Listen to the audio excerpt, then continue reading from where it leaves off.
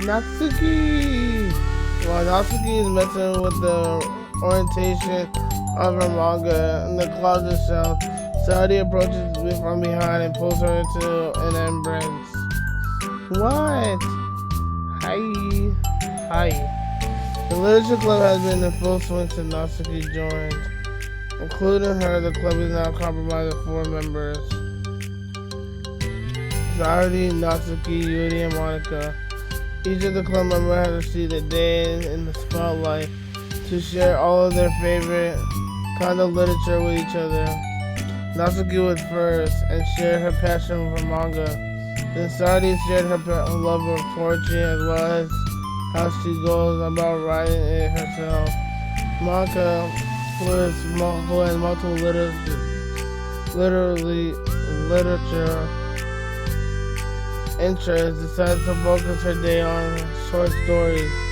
And finally, Yuri managed to demonstrate her obsession with fantasy with a little help of encouragement from Saudi.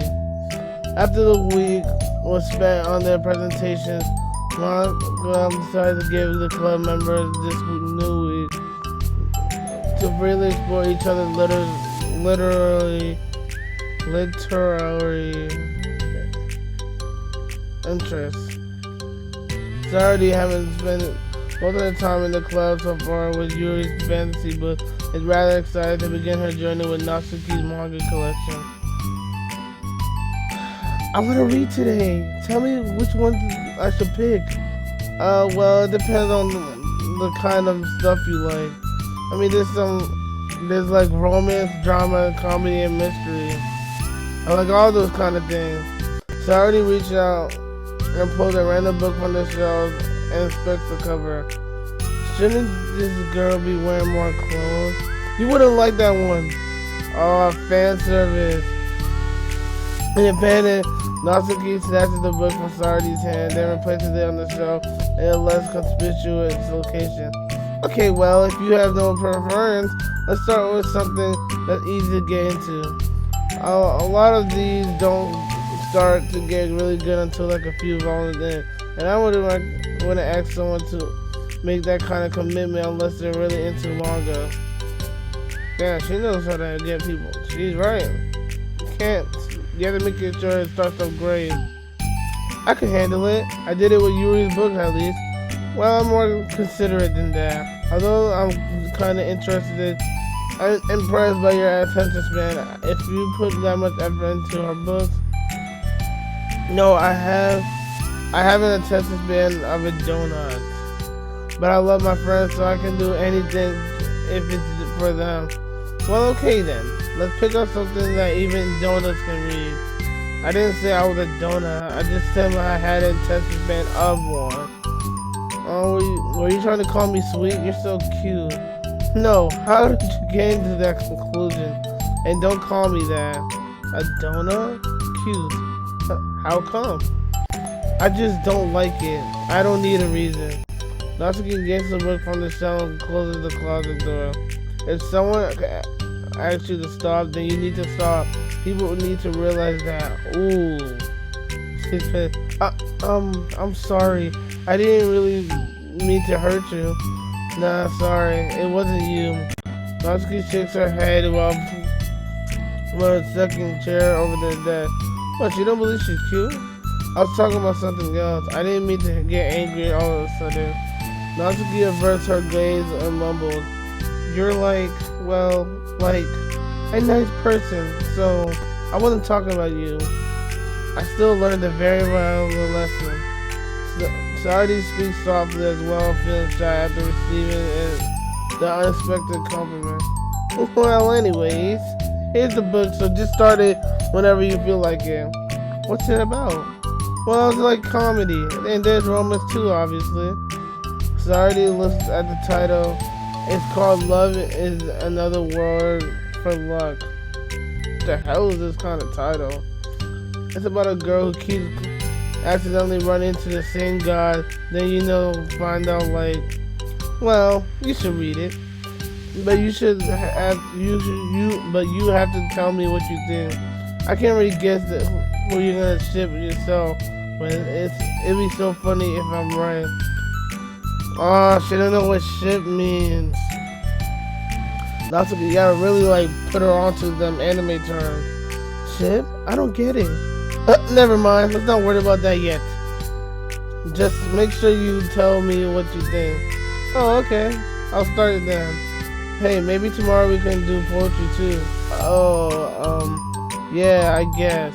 But don't you want to finish this first? Yeah, but we could do both. I mean, unless you don't like poetry, that won't make you do it or anything. No, it's just... Well, never mind. We can worry about that tomorrow.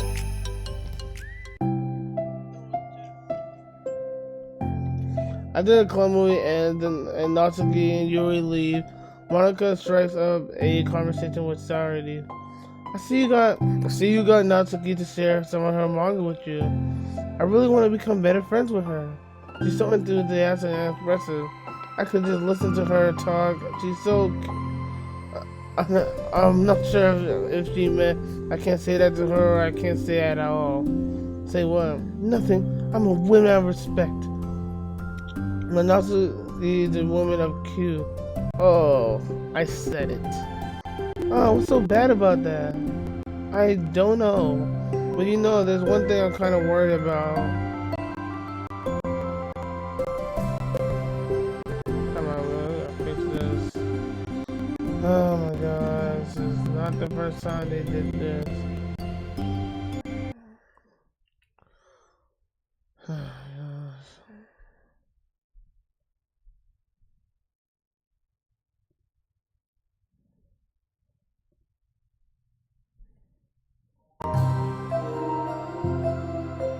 It should be better now. I don't know why it had a problem with being better at all.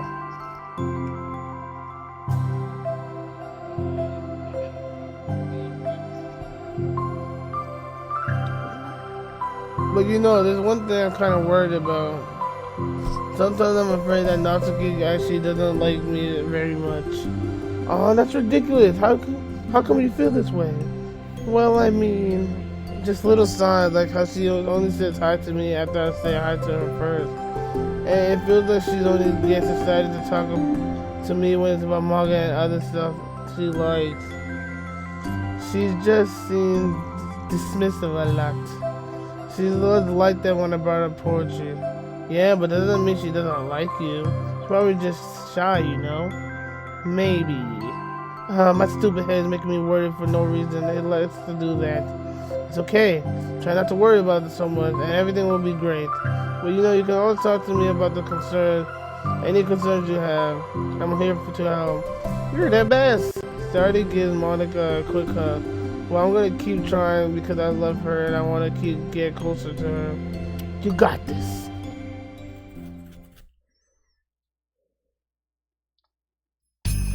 After the next club meeting starts, Saradi is the last one as usual. Charting into the room, she noticed Natsuki sitting alone in a closet reading what must be a manga. Without hesitation, Saradi pulls up a chair and plops herself down right next to Natsuki. Hello there. Hi. What's your reading? Can I read it with you? Natsuki pulls the book away from Saradi. You can't just start in the middle. They're spoilers. Besides, what about the one I gave you yesterday? Sorry, I was just curious. Well, anyways, I've been waiting forever for this volume to come out. And I just came out yesterday, so... Oh, that's exciting. Well, I'll let you read it then.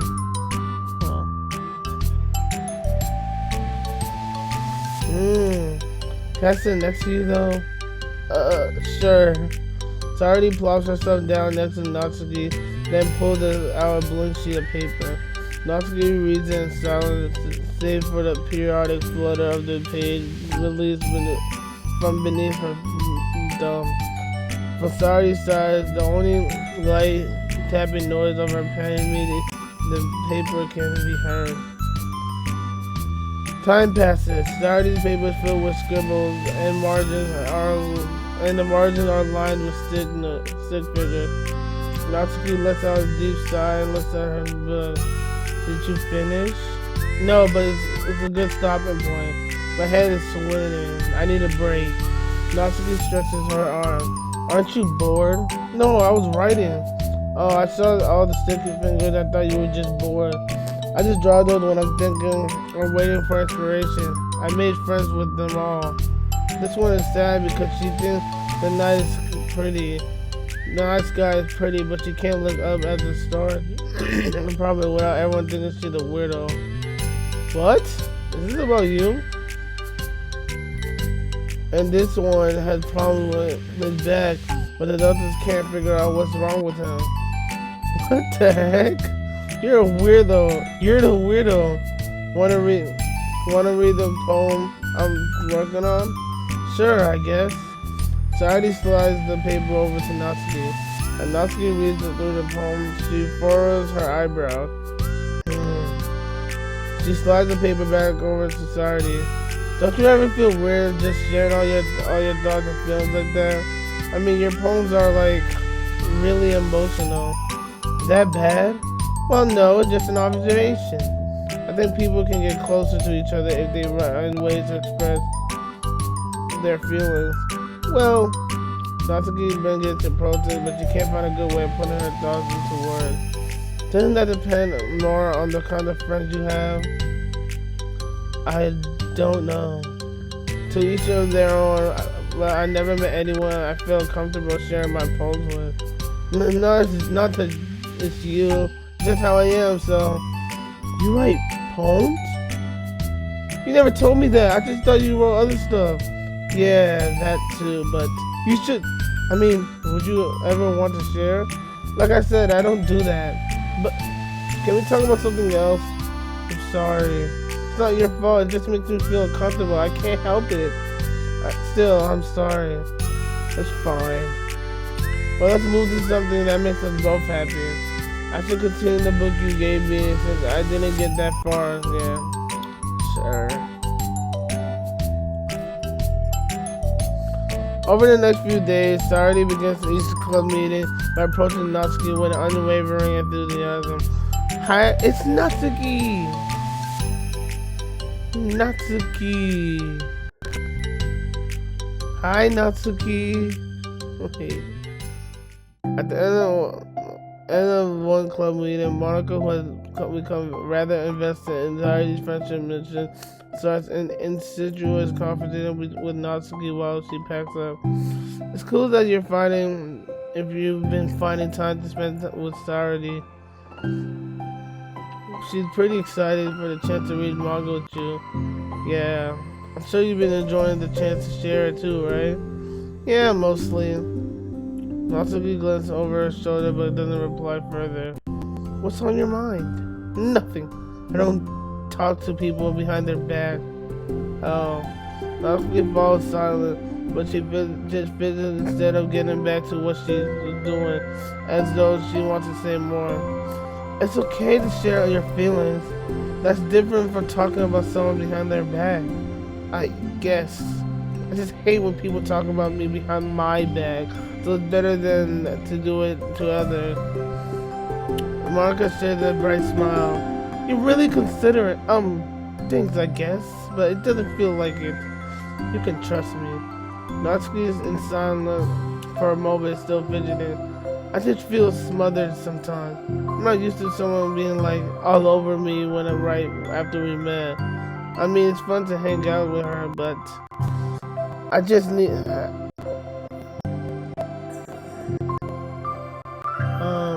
I just have no control over the pace.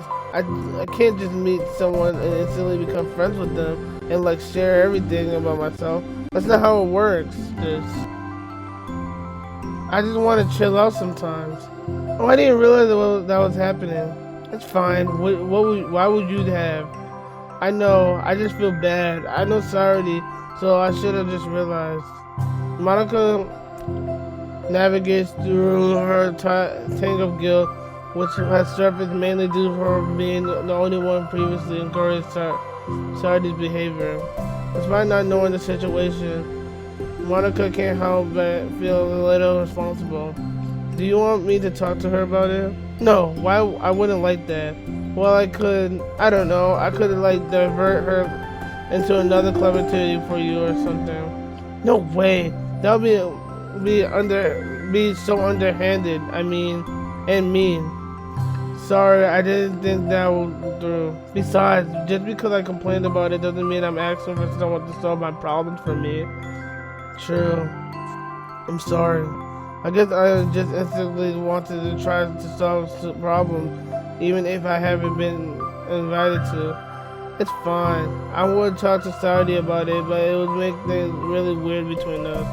I feel like it just make her just constantly be afraid that she's bothering me. And I don't know how to keep things natural. Well, I think you're doing a good job expressing all your feelings. I think if you're doing a good job expressing all your feelings, she would totally understand. Saudi really wants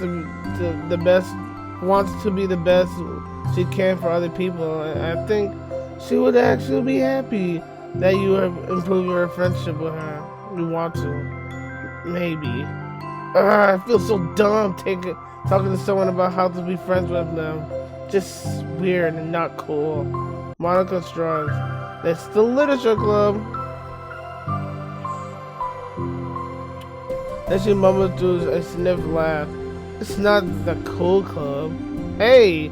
Sorry, that just tickled me for some reason. Look, I know you're in a position, and that it's hard for you to really express yourself, but you really demonstrated to me that you're great at self-reflection and critical thinking, even if it doesn't feel like it to you. I think the most important part about being able to navigate through these things, I think that is blah blah blah. So I believe you'll find the right thing to do. Well, Natsuki instantly starts to reject the compliment, but she can't find any excuse to do so. Thanks. Natsuki gathers the thing that then she finishes her thought in a mumble. I'm still glad I joined the club, even if it's weird sometimes.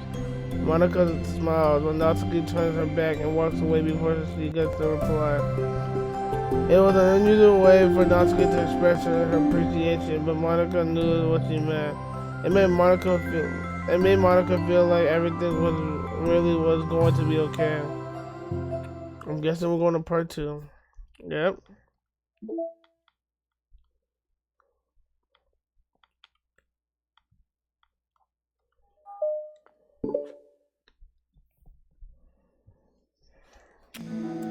It's lunchtime. Sardi, who usually buys her lunch, is making her way to the cafeteria like any other day.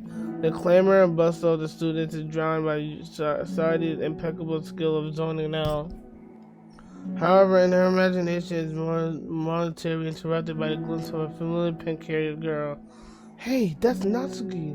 I never run into her other club members around school. Natsuki. Sardi stands on her tip of toes and waves. Natsuki, who's busy walking, chatting with her friend, doesn't notice Sardi at first. Then she glitters Sardi's direction and waves enthusiastically. Following her friend, Natsuki quickly ducks around the corner. Hey, she definitely saw me.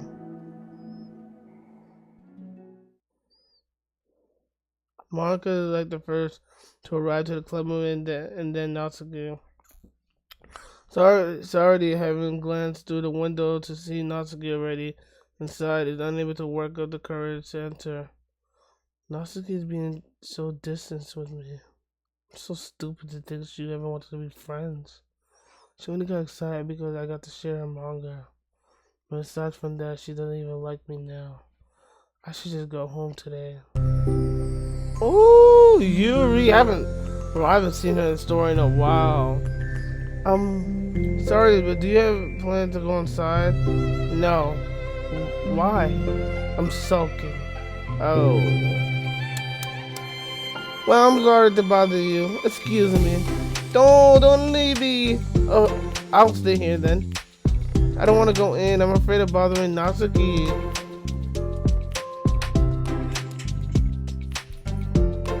I saw her in the lunch today, so I waved and called her, but instead of saying hi, she just ran away from me. Really? Not bad. Hey, sorry. I'm sorry. That was a joke. It just sounds like something stupid that I would do for anxiety. From anxiety? Well, I just don't like attention being drawn to myself. Oh, that makes sense based on the person you are. But Natsuki isn't really shy like that at all. I thought we were friends. But I feel like every day she's trying to distance herself more instead of getting closer. It makes me feel like she's only spending time with me during the club because I'm reading manga, and not actually because she wants to be friends with me.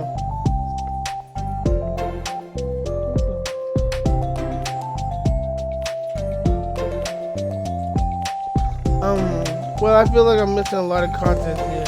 Was she in the middle of anything when you approached her? No, she was just walking with her friends. With her friends. Yuri paused for a moment. How do I put this? Sorry, you're very fond of your friends, right? You always want to be spending time with them. Of course, I didn't think there's anything more important to me. I mean, the best parts of my day are always with my friends. Besides that, I really hate being alone, so... You hate being alone? Sorry, nod. Well, we're very different people. I cherish my time alone. I wouldn't trade that for anything. So I think, well, if I was trying to be able to have a long time and I was being threatened, and it was being threatened with an interruption, then it just would not make me very happy. Yeah, but that doesn't have to do with Natsuki. She's already has her with her friends and not trying to be alone or anything. No, I think it's similar. Well, we're all friends in the club, but we have our own lives outside of the club too, right? Yep, I knew that's what she was going with. If you think about it, making new friends isn't some casual occurrence that happens on a daily basis. That's what I'm saying. Like, she waves at you, but she has her own friends. You gotta, see the difference. A friendship is an invitation to intertwine with your lives together, but the capacity of each person is ready to do that might be the difference. There are friends who just like to have fun together, others who talk every day and share every detail about their lives with each other. I think when establishing friendship, it's important to consider the comfort level of the other person. I mean, we don't really know much about Natsuki's life outside of the club. It could be that she simply needs to make friends at her own pace rather than jumping headfirst into a new commitment. But that means I really was bothering her. I just really wanted to be good friends with her, so I treated her like one. Was that actually hurting her? I don't know. I'm sorry. My insight was really only based on what I understand about my own needs. And Natsuki and I are completely different, so... Was I so selfish? Why was I so selfish? Even if it's all true, then it means I hurt her. I think I messed up. Yuri, with you, I think I was really careful to understand what your needs were when I was becoming friends with you. But I wasn't really care about with Natsuki because she already seemed very social. I just took control of everything instead of looking for the right balance. Now I heard her and she don't want to talk to me. I could have let myself do this. Sorry. I think that, well, there was one time you told me something about the way I saw things in my head being different from reality. It's easy to automatically jump to the worst case scenario, but I think it's more likely that Natsuki doesn't harbor any ill feelings towards you. So I think if we were to realistically consider the situation and how it would cause someone to feel, I'm bad at this, I'm sorry. You're a lot better than me at this, comforting and reassuring people. Suddenly, Sardi gives Yuri a big hug. Gentle hug. You're the best, Yuri. I'm sorry for being a burden with you this. You're trying so damn hard. You're such a sweetheart. It's not a burden. I enjoy listening to other people. And my friends deserve happiness. Sardi please. Well, I think I'm gonna give Natsuki some space. She should do what she wants. And if she doesn't want to be friends, then I'll learn. If she does want to be friends, then I'll learn her needs and I'll match her boundaries. Yeah, I'm sure that's what's best. I wish I didn't feel so awful and guilty. It makes me feel desperate, like I'm trying to make up for her by trying to make her happy. But that's not what she thinks. I just had to tell her myself that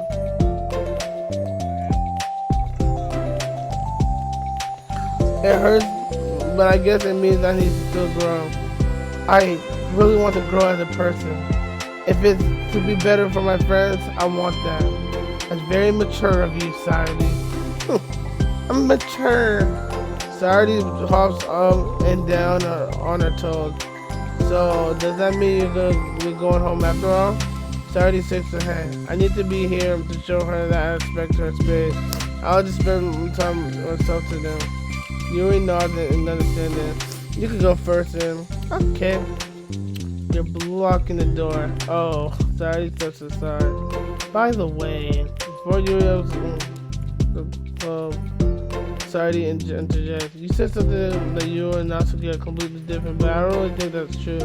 I think that you're actually similar in a lot of ways. Yuri smiles and shakes her head. Saturday, that's absurd. You're very silly, comes on. Yuri turns and enters the club room. After a moment, Saturday follows.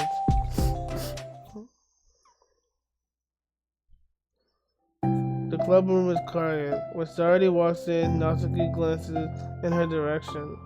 Saturday smiles and gives Natsuki a quick wave before sitting down across the room. Yuri places away a bird in a book. Saturday decides it's best to continue the manga she was reading until she pulls it out. However, it looks like Natsuki isn't reading today. She has a sheet of paper in front of her and is tapping her pen against the desk and staring at it. She's writing a poem. Oh, are we writing today? Monica speaks in a quiet voice, unwilling to disturb the peace of the club room. She kneels down at Natsuki's desk. Hey!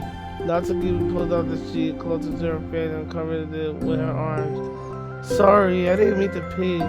Whatever. I just wanted to see how everything was going. It's fine. Natsuki replied dismissively. She glanced over at Saturday, who was focused on her manga. Monica follows Natsuki did.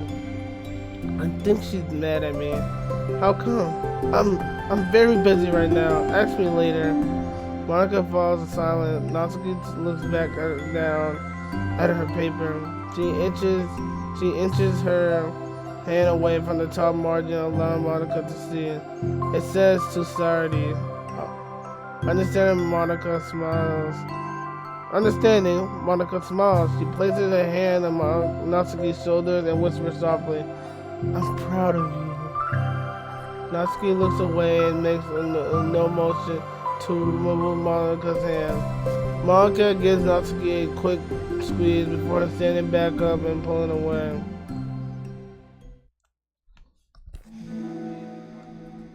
The end of the club meeting passes. Yuri has already departed, so has Monika after checking on Saturday and Natsuki to ensure they wouldn't stay too late.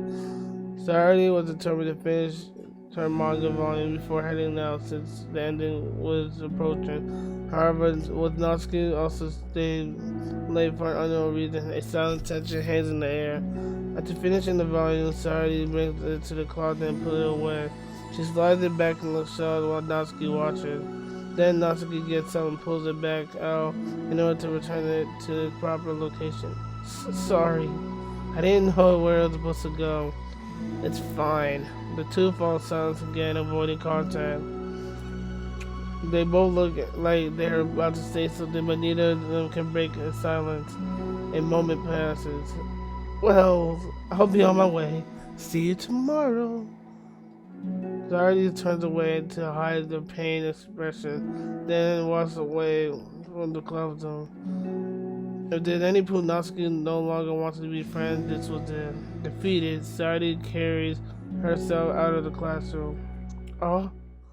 Once in the classroom, Saturday takes a deep breath and hits the palm against her cheek to clear her head a little. Suddenly, Natsuki's stammering voice calls from behind. Natsuki? She startled. Saturday turns back to face Natsuki. Natsuki fizzes and anxiously continues with a shaking voice. I have a lot of things to say. Me too, but you go first. Natsuki bites her lips and can't stay still. Well, first off, she cuts herself short, struggling to continue. Trying to force the words out, she stamps her foot and hops up and down a little. I'm sorry for the things I did at lunch. And I'm very sorry for being kind of mean to you lately. It's just really hard for me to I'm not really good with things that make me uncomfortable, especially when it comes to like feelings and stuff. So, face burning, Natsuki calms up again. Senna continues. She simply holds a sheet of a paper and Masari to take. The best place in the world. I love my bedroom. It's full of bright colors and soft things. The sunlight shines in and makes everything sparkle. It's the best place in the world. It has all my treasures, all my books, my collection, my memories. All of my dreams were born in this room. It's the best place in the world. It has all my secrets, all my failures, my fears, my feelings. Sometimes it feels so fragile that the door will break at the silent touch. Slightest touch, but it's the best place in the world.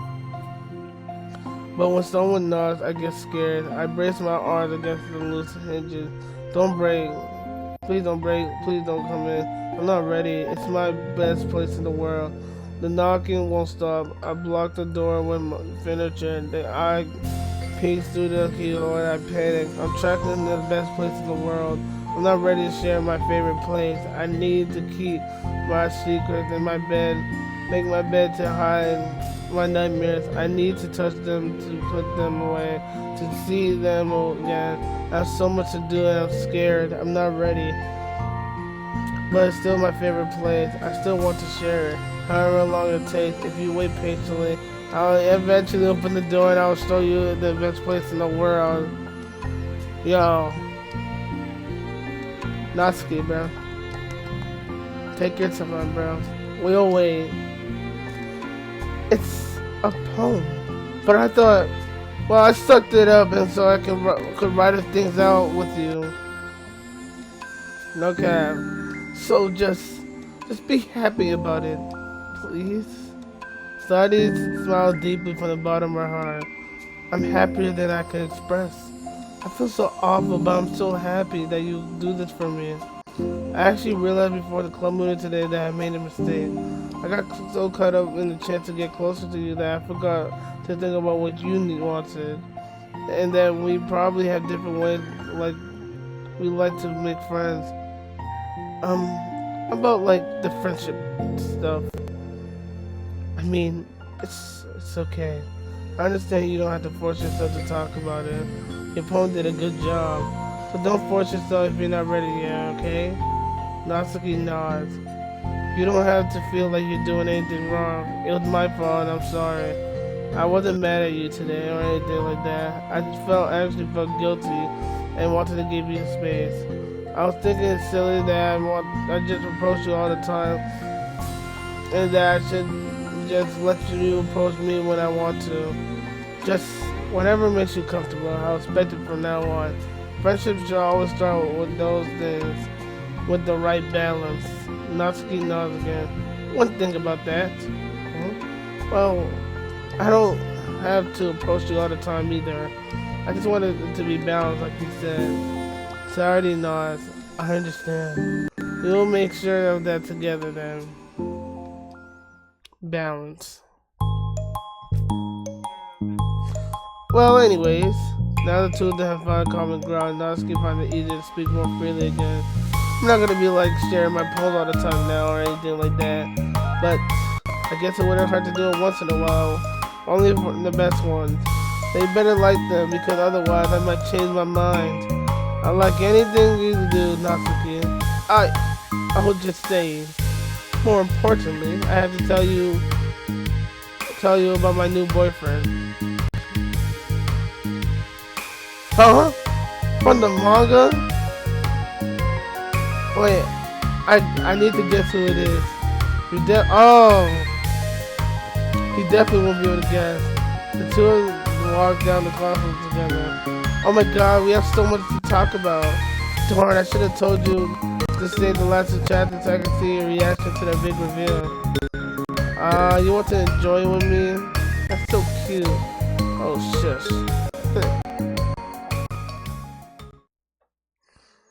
Okay, that was good. These are definitely shorter. Well, moving on to reflection. These are definitely shorter than the first reading. So, am I bothering you? Huh? No. Well, just check it. It's hard to tell since you always look so into it when you're reading. It makes me feel scared to interrupt. Well, it's within my expectation to be interrupted when I'm reading here. It's really when I'm just myself that I don't like it. Well, that makes sense. I guess if you hear it in the first place, then you're more ready to socialize, even if it takes a little bit of pondering. It's not so bad to socialize if I can let other people do the work. So it can be healthy to put myself into a social environment not every now and then. It's mostly difficult when I don't know anyone, so it's too many people, or everyone's just too silly for me to keep it up with. Yuri glances across the room at Saturday and Natsuki. Saturday has her head cocked back and her mouth open, trying to catch pieces of her cookie that Natsuki is lobbing into the air, but pieces keep bouncing off her face and hitting the floor. Maybe I should say something. No need. They just ran out of the cookie. What a waste. They really become good friends, haven't they? I'm happy. Saturday seems particularly good at making that happen. But the two of them are both on the energetic side, so I suppose it works out for them. Yeah, come to think of it, you and I haven't had many chances to talk one-on-one, have we? Though that may be practically my fault since I'm supposed to be the one engaged in a club member. Not at all. I'm probably formed the habit of drawing mental attention to myself. The responsibility is equally on me, at least to display some openness to engage. Well, what about during times like lunch? Do you meet up with friends? I just read. Oh, but I like it that way. It feels nice to be carried off again after a morning of classes. Do you always read fantasy? Not always. I suppose it's all I've read recently, but only because I'm in the middle of this series. There's like 2 more books of this after this one. I guess those long books suit you well, since you spend most of the time reading. Well, fantasy may be my favorite, but after that, I'm more or less indiscriminate to genres. I'll read anything with depth and maturity. Oh yeah? Even like romance? Well, there's a lot of books that have elements of romance in them. Oh, come on, Yuri, you know what I mean. Noanka lowers her voice. It's a guilty pleasure of mine, so I won't tell anyone if you do it too. Maybe more when I was in middle school. Romance manga piece. I mean, I was really lonely and people were mean to me a lot. So I just felt like, please don't make me think about the past. Sorry, I just got super curious. You know, we should totally pick up a romance novel to read. That would be so much fun. Absolutely not. Really? Even if it's just between us? Try asking someone who has no shame like Natsuki. Well, that sounds crazy. Damn. Sorry, I swear I didn't mean that. Well, I guess it's my fault for pressuring you. I'm like that for things in my past too. You know, things I feel so embarrassed to re-experience. There's nothing wrong with going out of things. It just happens to everyone. For instance, Natsuki instantly in manga reminds me quite of how test out used to be in my own interest. Maybe things that she'll grow out of it too. Nope, you don't grow out with just liking manga. Were you talking about me? No, we were talking about how our interests have changed over the years. When did you get into manga, Natsuki? Like a couple of years ago, I guess. I was already sort of into it before that, but I was really going hard until then. Oh yeah? What inspired you to get more into it? I don't know. I guess, let me think. It was after I discovered a series that I really liked. Yeah, that's how it is. Yeah, I was like really fed up with a lot of things, and I got super into this one series that I really related to. I guess I had an edgy phase where I just hated everyone around me and wanted to be myself. Hey, kinda like Yuri. But Monica. Sorry, that was completely wrong. So, it's so good that you both really found your thing. They're almost like opposite, but it sounds like they've really helped you a lot through your hard time. You know it. What the heck? Is that book even bigger than the last one you were reading? It's technically slightly longer, but not by very much. How high do you think you go if you stack up the whole series? Natsuki estimates by holding her hand above her head, sizing up an imaginary stat. I should get one of those mangas that's like 50 volumes, so I can say I've read more than you. Not that I have money for that. Please, that will hardly count when your book only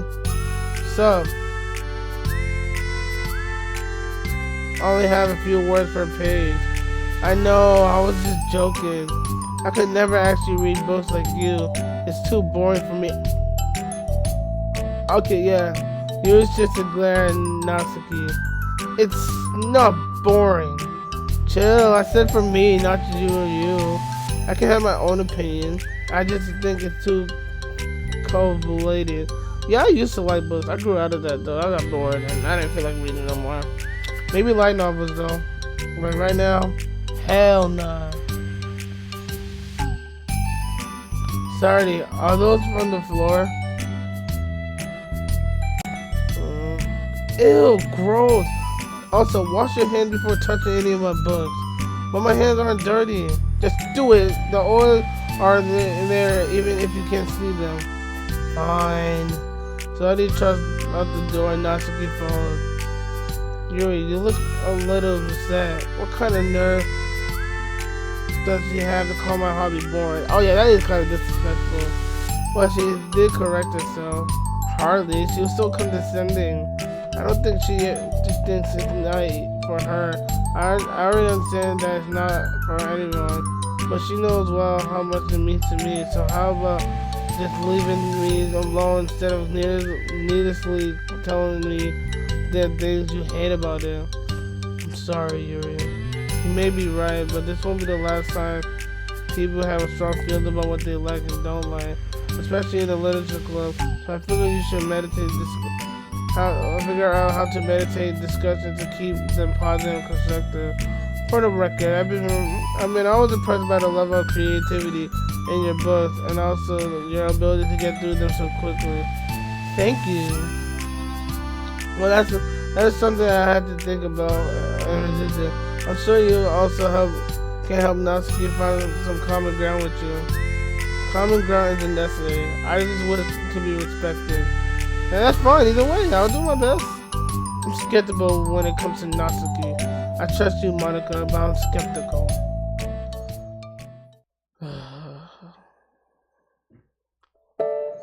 Okay, everyone, we have a special club meeting today.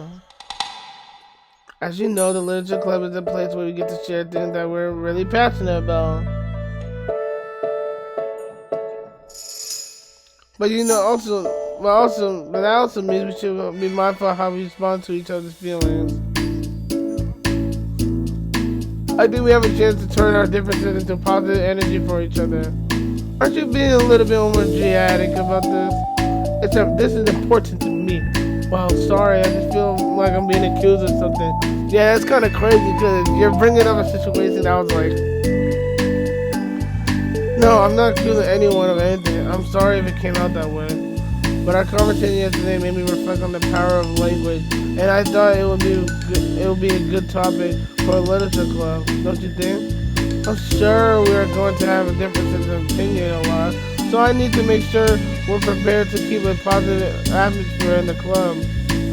If you say so, sure. The cool thing about language is that it gives us a lot of different ways to express the same idea or emotion. We We have a lot of control over how we want the other person to feel when receiving our thought. This goes for poetry, narrative, casual conversation, basically anything. For example, Sardi, what's your favorite food? I have them organized like categories. Should I start with snacks or do you mean full meals or should I go breakfast? Man, she's asking for your favorite food. Just be simple. Oh, Jesus, man. How about your favorite fruit? That's easy. Cherries. Really?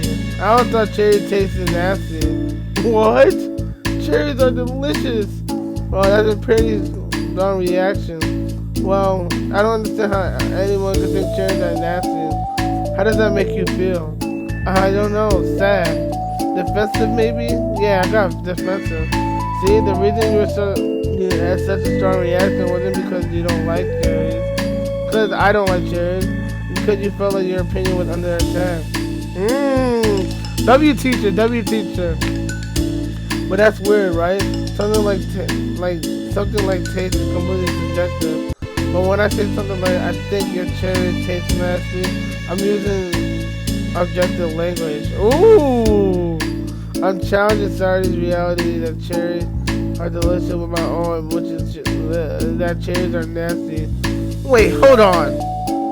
How is that objective when you just said it was your own opinion? It has to do with the way our brains interpret the word. You're talking about the reality of cherries, not your feelings about them. Like Sardi. Let's rewind a few seconds and pretend I didn't tell you that I think cherries are nasty. Good. So what if I said what if instead I said like I've tried cherries and they're not for me. It's not the kind of flavor I enjoy. Well, that's fine. As long as you don't call them nasty. Nasty is a nasty word. So cherries was a weird example, but I think it gets the point across. This time, instead of talking about cherries, I just talked about my feelings, and Sardi didn't even get defensive. So instead of clashing with each other, I think it's like we received an invitation to talk about our differences. Yuri, you don't need to take notes. I'm not gonna quit you or anything. I know that. I was just sorry. I didn't mean to call you out. You can do whatever you like. But does anyone have any thoughts so far? Yeah, I just feel like I shouldn't have to put all my language through a filter to protect someone's feelings. Oh. Well, you don't have to. The choice is yours and how you want to come across to other people. I'm only suggesting that to help turn your differences into a positive experience rather than an argument. Right, Sardi? Whatever you say, Cherry Harrington. Oh, come on. Sardi, I actually like cherries. I was just saying that to demonstrate. What the heck? I've been duped. Sorry, Sardi. I'll make it up to you. How about a cherry sundae? You are welcome to dupe me anytime, my beloved president. Find your people's loyalty. How deplorable. Oh, it's like you would turn out a free sundae, Yuri. You were certainly a fan of those cupcakes I brought the other week. I was reading and not keeping track of them. Oh, that's enough. We're getting off topic. So now we get the gist of it. How about we try with something more relevant to the club?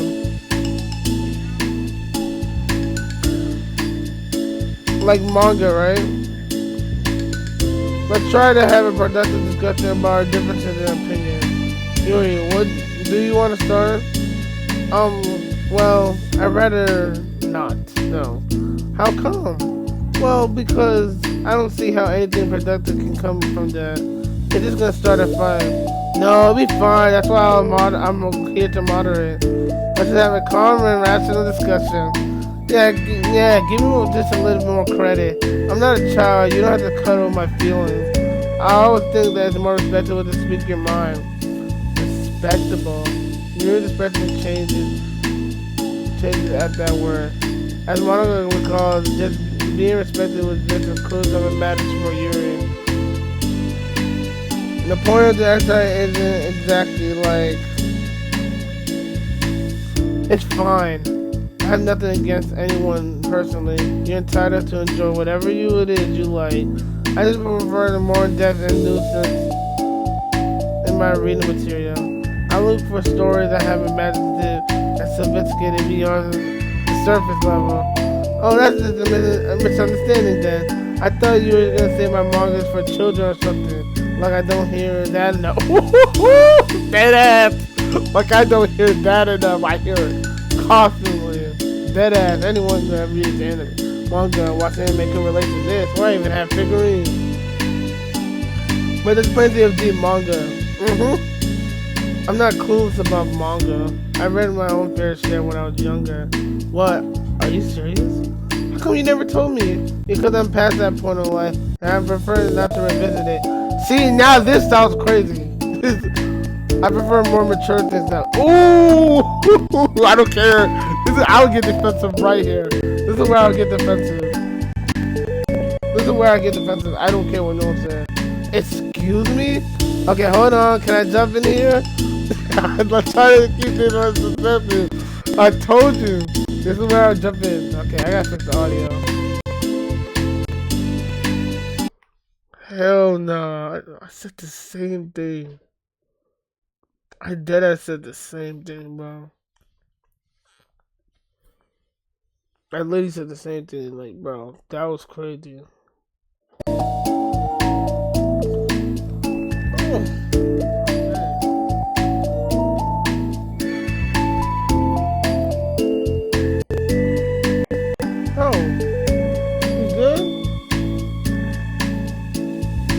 But yeah, I told you that's crazy. I try to keep things subjective because if you imply that manga is immature, then you are implying that someone isn't immature. Aren't you implying someone is immature for being into it? Exactly. That would piss me off.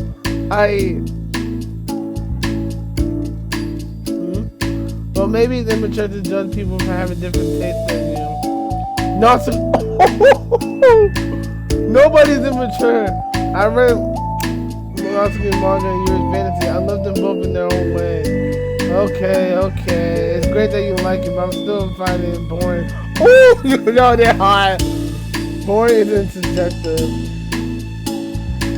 Okay, bores me. That's subjective. But I mean, the thing about this is ridiculous. Do you see why I didn't want to participate in this? I knew it was just gonna make other people upset. I'm not upset. Like I said, I don't care about what other people think. But I always got the impression that you secretly look down upon me. So I'm glad that my suspicions were confirmed. It's not true at all. You're just making up assumptions.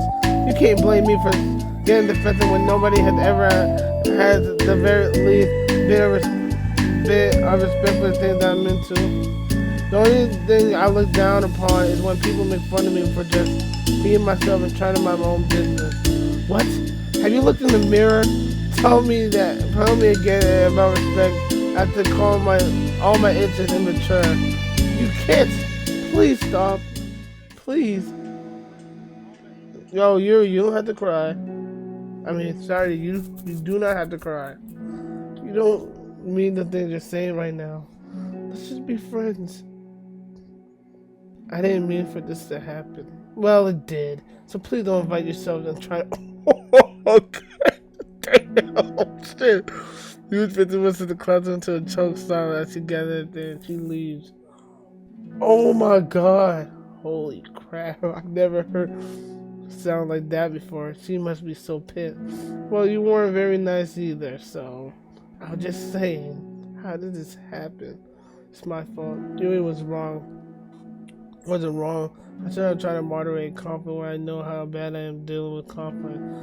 It was a really stupid thing for me to do. It's nobody's fault. It wasn't stupid. Everyone in this club is very a nice person, so I wouldn't expect this. But I guess we're sensitive about things we love. Honestly, she kind of brought this upon herself. Like I said, I don't care if you're into manga, but if you actually look down on other people for it, it's kind of the point I was trying to make in the first place. Something about sugarcoating things, about recognizing and understanding our differences. Okay, but here's the thing about that. Yuri actually looked down on me. It had nothing to do with her word choice or anything like that. So I see what you're trying to do, but I really think the problem is her, and not just the other way, like the way we talked about each other, right? I mean, Yuri isn't like that. She's a lot sweeter than you're giving her credit for. I'm sure she was just reflecting. I just actually think, everyone should.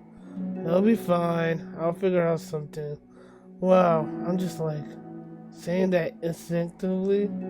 I'm just setting myself up for more stuff to cause more problems. This isn't your fault, Monica. You don't have to beat yourself over it. If you ask me, it's good that the truth finally came out because I can't just move on. I can just move on now. But it's fine, I promise. Let's get our mind out of this, okay? In fact, it's a really good opportunity to read some manga without having to worry about feeding you a superiority complex. Don't be mean. I'll talk to I'll talk to her. I'll talk or read manga or whatever you want, but please don't be mean to my friends. Okay? Sorry. I'm just bitter. Everything will be okay. I mean, I don't have the answers, but at least I know that we're good people. We don't want to hurt each other. It's be a learning experience. Monica says that by her uneasiness is given away by how much she has forced the reassuring tone in her voice. This is bound to happen eventually. Natsuki and Yuri have engaged with each other the least out of anyone, and this is the reason. As Saturday, Natsuki proceeded to distract herself with manga. Monica sighed to herself, unable to shake her words thoughts. Would cleverly have just come to terms with the fact that some members will be incapable with each other. Monica desperately doesn't want to admit that. She knows Saturday doesn't either. But for once, a solution doesn't seem to be in sight. Whew. That was a long one. I spoke too soon. But I told you, I do not blame her for getting hot. Kid called manga immature is actually insane. Like, I would get hot too. I'd be like, alright, bro. A new day arrives. Saturday arrived at the club room earlier than usual. That is not late. She enters. As she enters, it appears to be empty still.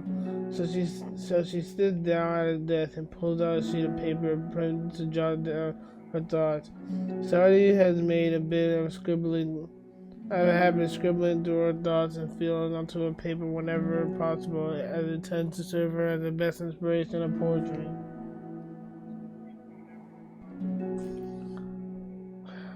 My heart feels vacant because of its ship sailed away. Yo. Natsuki? Natsuki pulls her head out from behind the closet door. Oh, sorry, I didn't mean to scare you. It would have been more awkward if I didn't say anything. I thought you want me to listen to your own poetry then. Yeah, thanks for the realizing that. But, shall I let you finish that up then? Oh no, I wasn't. I mean, I just do whatever is convenient. You're not interrupting. Where's Monica, by the way? She's out in the hallway. Huh? Why? Well, just in case she runs into Yuri. Sometimes Yuri is too nervous to come into classroom by herself, so. Oh. Jeez. You really let this bother her for that long? She can't control her feelings. For some people, it's really hard to cope when you get a bad thought in your head. Maybe you can distract yourself for a while, but as soon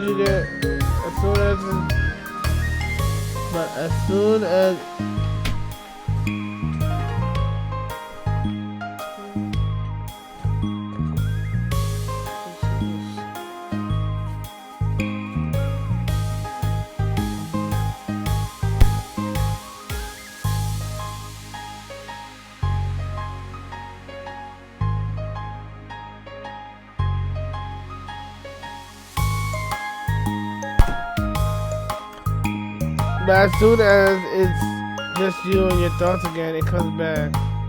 Ugh. I just wanted to have a normal club meeting. It's a lot easier to pretend that it's never happened if we all just ignore it and move on. That's not easy for some people, man. I don't want to be bothered by this. So stupid. Her opinion of me doesn't matter anyway. Besides, it makes me feel really guilty, and I hate it too. I hate being feeling guilty. This shit sucks. It's okay to have those feelings. It doesn't make you weak. Being guilty sucks because that means it feels like you did something wrong, even though it's something you don't feel like that. Let's figure this out together. Fine. Only because you're good at this stuff.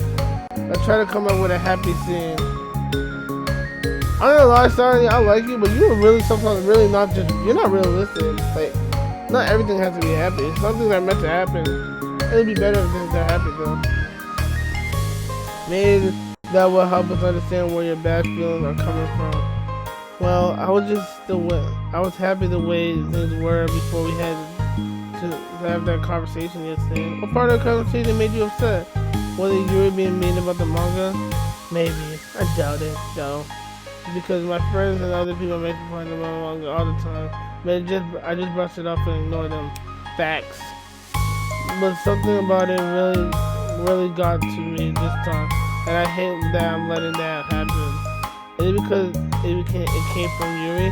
No, why would that matter? I mean, well, maybe. I just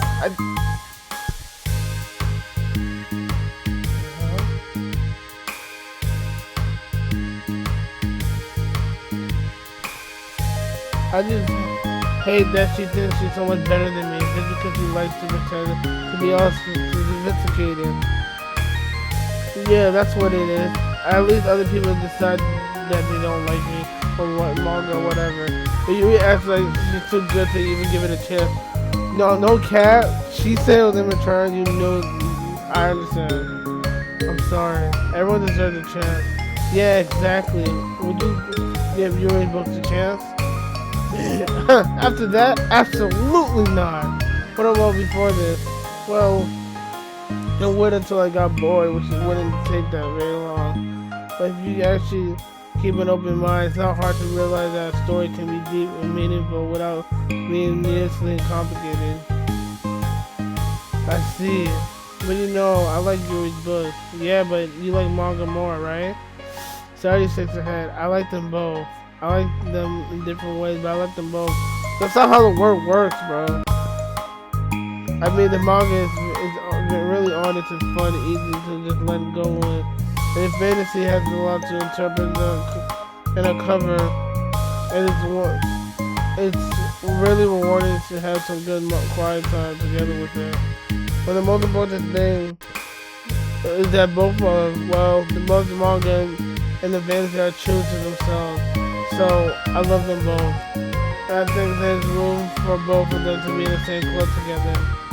And I just feel like maybe they have more in common than you would think. How do you get along with everyone so well? I was getting into fights with people. Like first it was Monica when I was new to this club.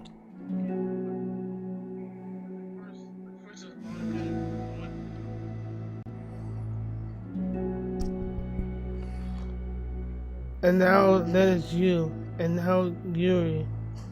I was like, oh, that person is really such a jerk.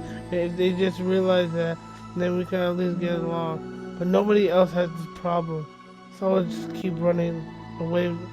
I just keep running away from the reality that everyone's just a jerk to me because no one likes me. I don't know why, but I don't know what to do about it. I don't know what's wrong with me. I hate it. Natsuki. Society puts a comforting hand on Natsuki's shoulder. You're a wonderful person. You deserve to be loved as much as everyone else.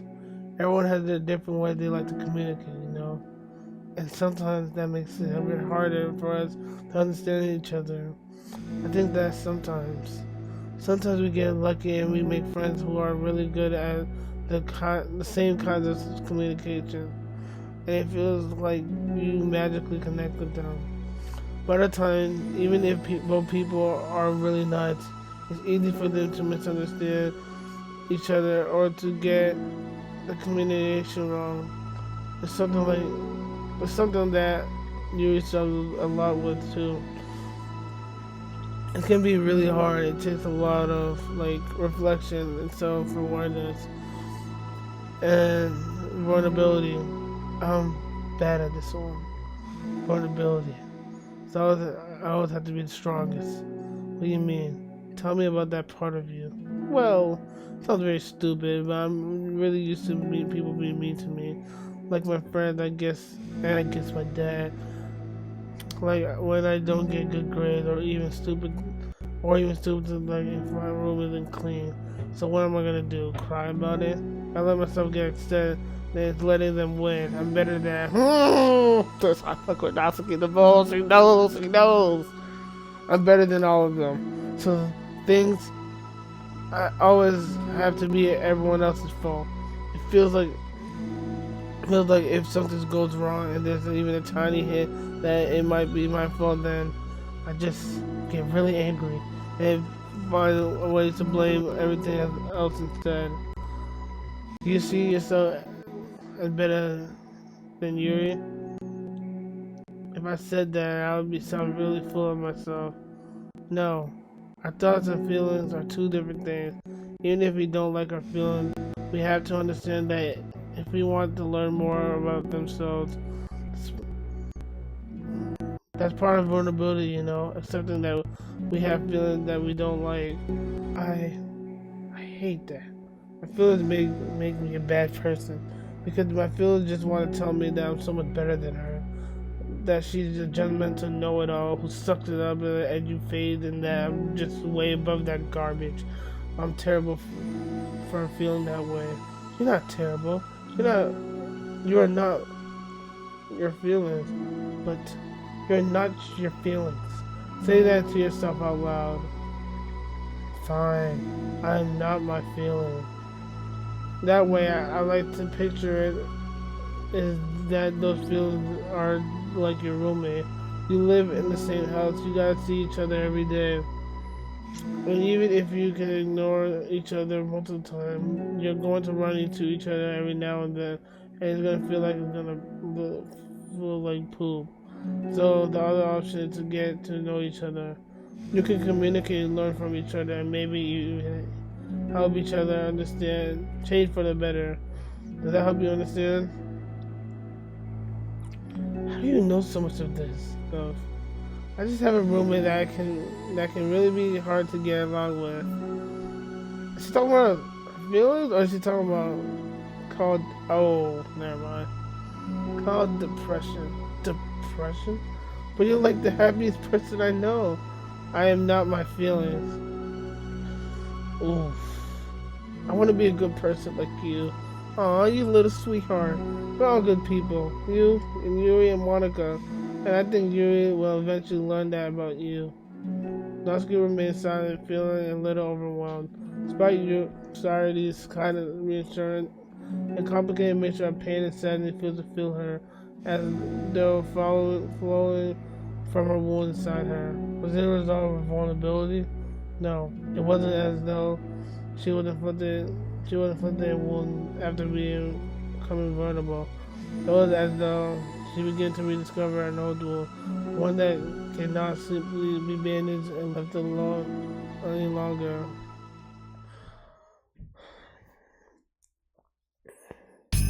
Yuri, what are you doing all the way here? I was looking for you. Please don't yell at me. Oh, I'm not gonna yell at you. I was just wanting to say I'm sorry for what happened yesterday. I was unfair for me to put everyone in the spot like that. Next time I won't jump in and solve everyone's problem. I guess it's a bad habit of mine. You're not mad at me? I thought you were the one mad at me. I was so awful yesterday. You encouraged us recalling the details of the argument. I can't even have a normal conversation without saying something wrong and making everyone upset. Hold on, that's not what happened at all. Let's talk about this, okay? You paused for a second and then managed to nod. Monica seems to sit next to her on the staircase. I'm having a lot of negative thought patterns. I can't get away from them. What kind of negative thought patterns? Where everyone hates me, especially Natsuki. Oh, that's terrible. I don't think Natsuki hates you. How do you know? Well, because Monica thinks back on the time that she found herself in an altercation with Natsuki, and how it displays how a display of maturity from Monica was enough for Natsuki to reevaluate her own feelings of meanwhile. I think Natsuki is just naturally defensive. I think she acts mean when feels the need to protect herself.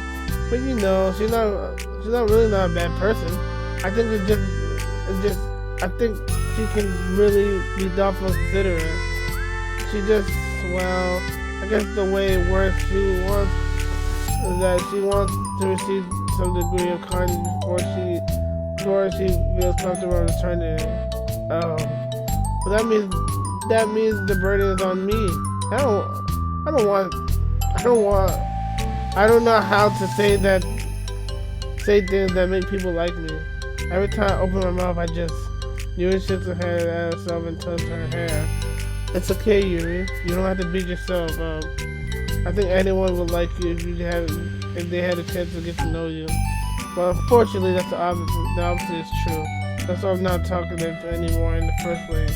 Because everyone used to think that I was weird and talk to me behind my back. That's what happens when I draw attention to myself. Natsuki even said she found it more respectable when people speak their minds, so I did, and then she hated me anyway. That's enough for me to confirm my fears. But Masari and I like you, so we got to know you a lot by now, right? Yuri doesn't seem to have a response.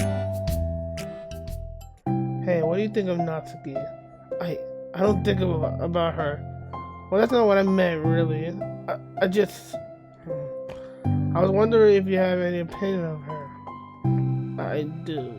What is it? Natsuki seems to bring out the worst of me. I feel like I like to think of myself as a fairly sophisticated person. And so for someone to just treat me like I'm inferior despite my tastes, that's just the worst kind of insult coming from someone like her. It makes me think bad things about her. But everyone else seems to like her, so the only explanation is just it's me who's doing something wrong again, and my feelings about her are wrong. And I'm wrong to get upset over something so childish and inconsequential. No, Yuri. Feelings are never wrong. Well, they're not right. That's the thing. Feelings are never right or wrong, you know. They're just a state of being that we don't have to control over. That doesn't mean we have to control. They have to control us. I feel like that's something I learned about around when I first started the club. We can hate ourselves for feeling a certain way about things, or we can, you know, just acknowledge that they exist and try to understand them better. Or we can never be mad at you for just feeling a certain way. It's all about how you handle them. And I think working through your feelings is a great opportunity to earn teamwork. Yuri, where the digested expression. You make it sound so easy. You're so mature. You're so good with people. I just feel like such a child in comparison. Oh, Yuri, I'm far from perfect. But these things I learned. Yeah, I learned skill. It didn't come naturally to me either. It's really hard to like reflect on yourself and separate your feelings from your thoughts. I just want to be a good person. Well, I think it takes a good person to get this far. But that's not good enough. I want to become able to communicate with her. Communicate what? How I feel. It makes me feel frustrated and upset when she's so negative and dismissive about the things that mean so much to me, and that how it reminds me of me. Because I know what it's like to feel misunderstood and angry at everyone. I know that telling yourself you're better than anyone else is just a defense mechanism. We're just people. We're fragile and unstable. But I'm just tired of getting in their way. I can't stand when the peace is disturbed like this. Yeah, you can't force guests on your reading when the peace is disturbed, right? Because literature club should be happy for everyone. Monica looks at Yuri and adores shit. I feel like Saturday must be rubbing off on me because I really want to hug you right now. Sorry, I didn't mean to make you uncomfortable. No, I mean, well, if you wanted to, I wouldn't really mind. Monica pulls Yuri into a short embrace. You're so gentle. I love when you communicate your feelings. I feel so lucky to see that part inside of you. So Natsuki will too. I'm gonna write her a letter. A letter? What a great idea! Just because I'm not good at talking, especially under pressure. I always let my feelings get the best of me. Now I forget to say all the important things that I say, and I say things I don't mean. Well, I think a letter would be wonderful. Such a nice way to communicate. Yours breaks hardest with determination. People don't naturally gravitate towards me like they do for you and Sarity. My personality just isn't suited for that, and I wouldn't want to be. But something I learned is that friendships don't always magically appear out of thin air. For instance, I never would have seen myself making friends with someone like Sarity. We're opposites in a lot of ways, but I'm friends with her because she puts so much effort into understanding me, so that we can get along. I think it was the same with you.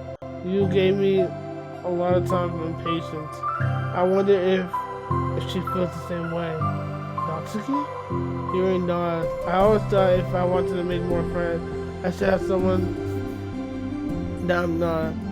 That there's a type of person or magical formula I had to follow in order to make someone like me. And that's just like me to think that. I always so occupied with myself that I fail to understand other people. Yuri shakes her head.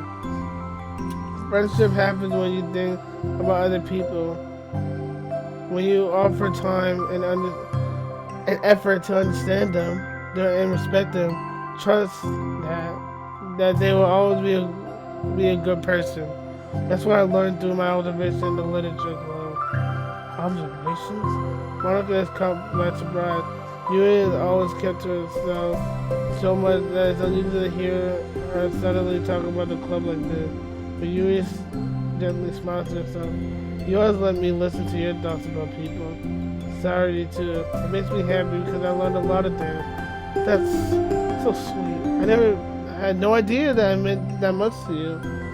Morgan never thought much of it, but in the past week, Yuri has been always seemed to be, especially as Hector, when it came to problems and concerns for others, always wanted to listen and learn more about our friends in the club. And now they're gonna talk it out. It's true, Saturday and Monica are naturally more comfortable with each other and can work easily through situations of conflict, but that doesn't make them better people. Everyone has strengths and weaknesses and the capacity to improve. The first step towards improving oneself is reflection and self-awareness. It's something that Yuri never gave herself enough credit for Monica can recognize as an incredible trait. And with that, her confidence in the club is restored. A very shy girl with long pretty hair is wandering and bustling lunchtime always, her fist pressing her collarbone. When she finds the literature club president classroom, she stands at the door and glances all around before appearing inside. Monica is sitting and chatting with a group of unknown friends. Yes, as expected, this was a very bad idea after all. So this is when she first joined the club. But suddenly Monica glances to the door, making the girl panic and duck outside. Before she can recognize the composer and decide to leave, the classroom door gently opens. Yuri, what a surprise to see you during lunch. Yuri speaks and responds, please help me. What is it? Everything okay? Oh no, I'm stupid. This is during lunch. Oh, my bad, not the past. I don't know how to write letters. Thank goodness, I thought you were some kind of emergency.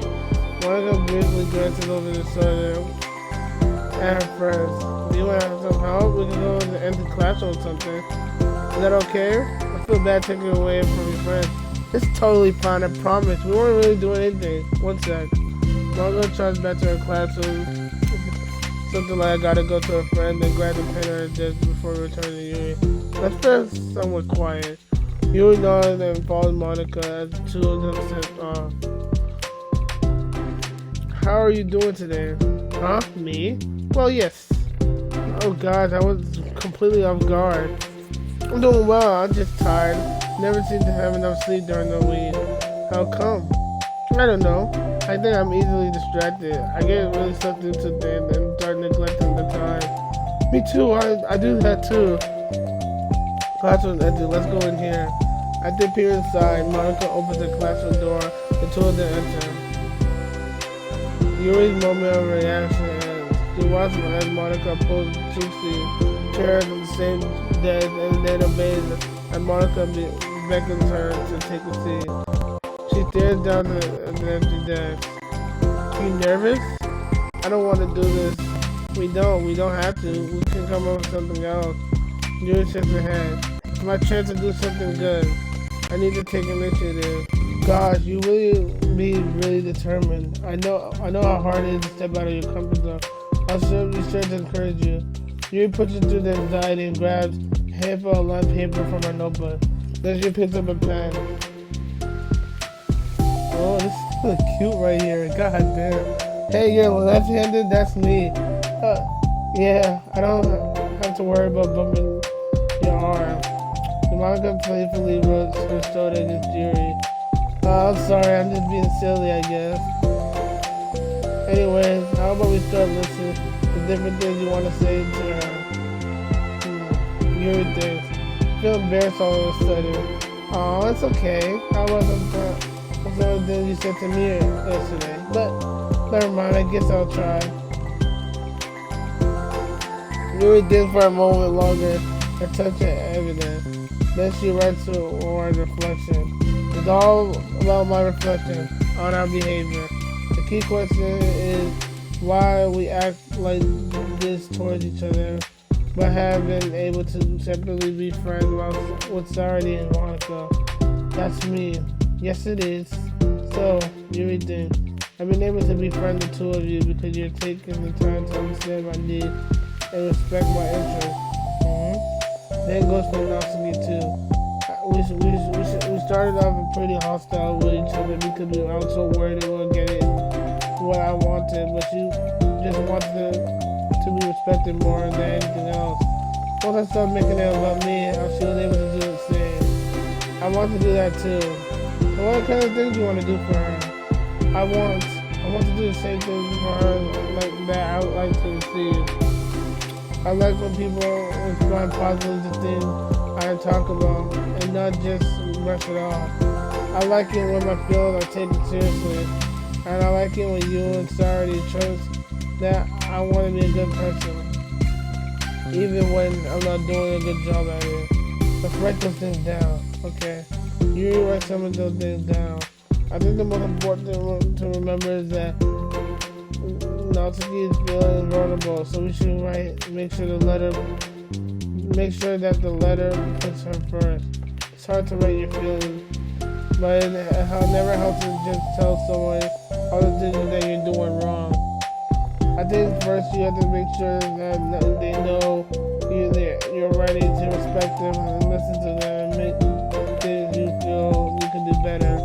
Then finally, when you ask them what would you like in return, how does that sound for the structure? It could be 3 paragraphs, one for each one of those points. Damn! I like that. The dog was so disorganized. I had no idea how to come up with any of my structure. You're so amazing at these things. Oh, stop. You've done so much more than I have, you know. Spent so much time reflecting and being open-minded. The hardest part of the thing is that's the hardest thing to do for anyone. All I'm doing is helping you put it on a piece of paper. So I think you're an amazing one. Monica gives Yuri the hand to squeeze. As she let go, she got by surprise and Yuri cleared her fingers to hold Monica's hand in place. For a while, they stood like this in silence, save the occasionally scratching of Yuri's pen against the paper. Yesterday, you told me something that I'm thinking about a lot. What was that? Think about how feelings aren't right or wrong, and that they're just a state of being we need to come in terms with.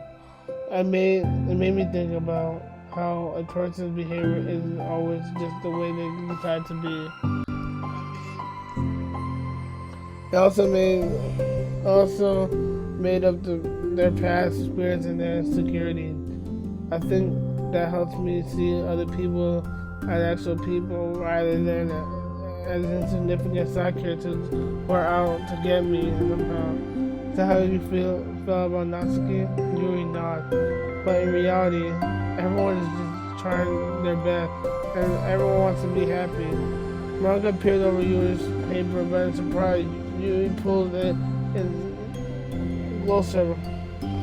I have to be able to read it to help you out, you know? It's okay. My thoughts are a lot more organized now after being able to write and talk to you about it. Now I'm actually putting it in paper. I realize I'd rather not to read it. Yuri laughed softly to herself, a rare expression. I'm kind of glad to hear that, actually.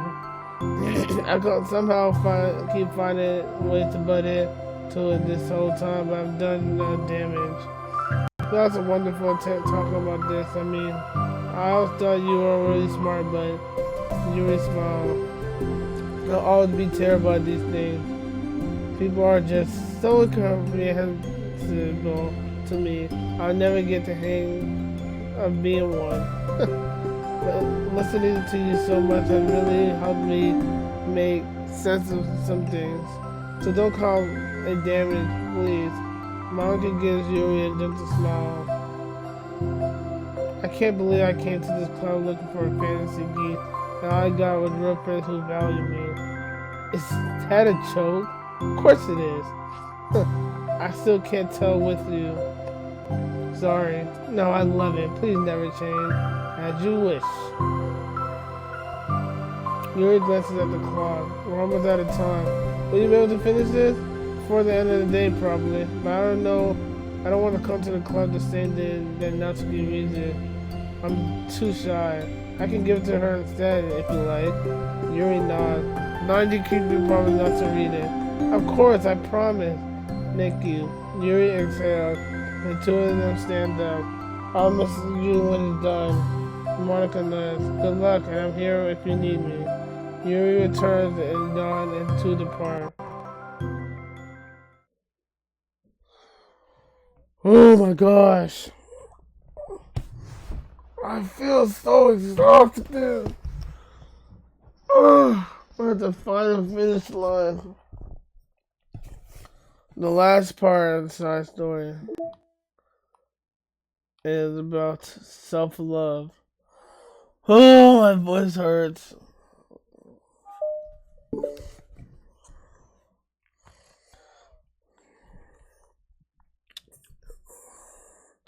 It's only been one day since Yuri's letter was delivered to Natsuki with Monika's help. Because Yuri chose not to attend the club meeting that day, she and Natsuki haven't faced each other since.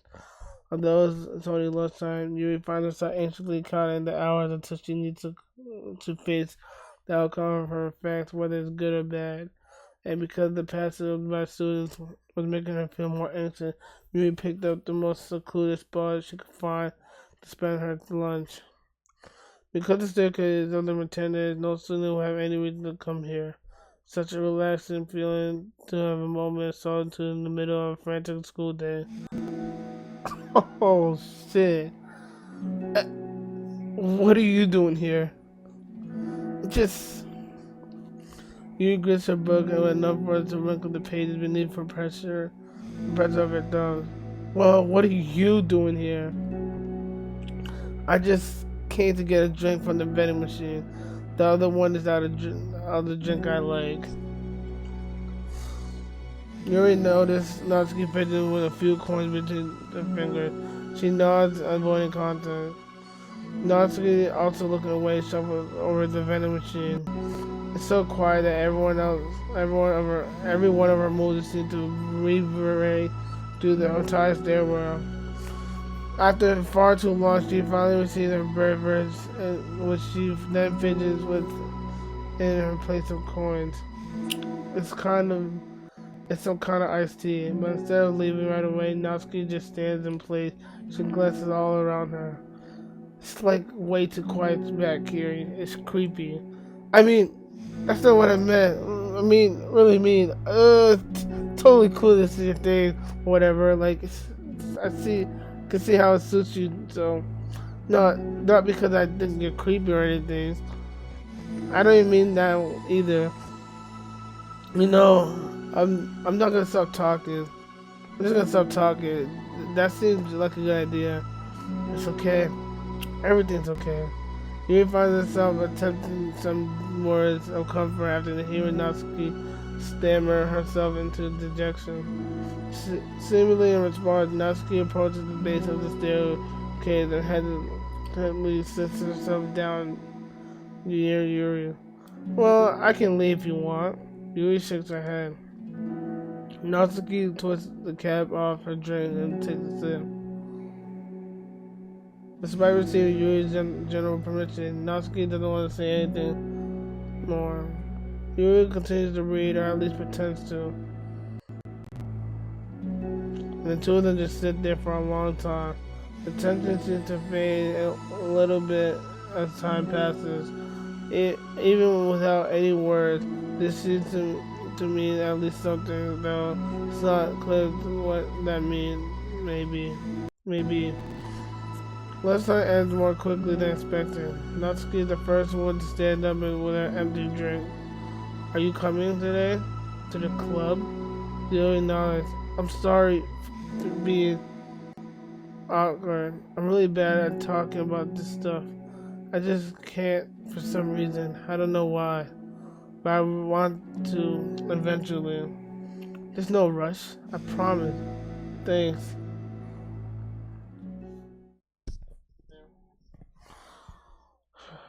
It's the next day. Natsuki appears out from around the corner and steps up to the vending machine, glancing at Yuri as she does so. And she seems to be holding some kind of book as well. Oh, you're here again. Well, I just came here to read this because there aren't any people around here. Oh, I thought you didn't like how quiet it was. Well, I don't, but there's no people around here. I see. Natsuki sits down. The mood feels so much different today than it did yesterday. After yesterday's lunch and the club meeting that followed, Natsuki and Yuri begin to feel more relaxed around each other again. Although Yuri's letter still lingers in the back of Natsuki's mind, she continues to detour around it. It's okay, but it's okay that I'm here. Yeah, I don't care. I mostly don't feel like dealing with the crap I get from my friends about it. Especially since they all just assumed I stopped reading manga after I joined the literature club. Not that I'm trying to hide it from them exactly. But I don't want it to come up again now, and after I waited so long for this new bond to come out. Literally months at this point. You don't have friends that are into manga? No, unless all my friends count. And sorry, but that's different, because she's not really exactly into it, she just likes it. You know what I mean? Honestly, you're lucky that the books you're into are at least just look like books, so you don't have to feel like everyone is constantly judging you by what you're reading. That would be so awful, especially since I already hate the tension so much. Well, that's a good thing to have a thick skin, I guess. By the way, I totally recommend finding some friends online if you haven't already. If you're like me, then no one and have no one to share your hobbies with. Oh, I have a lot of friends. Since middle school, actually, I was especially desperate like this.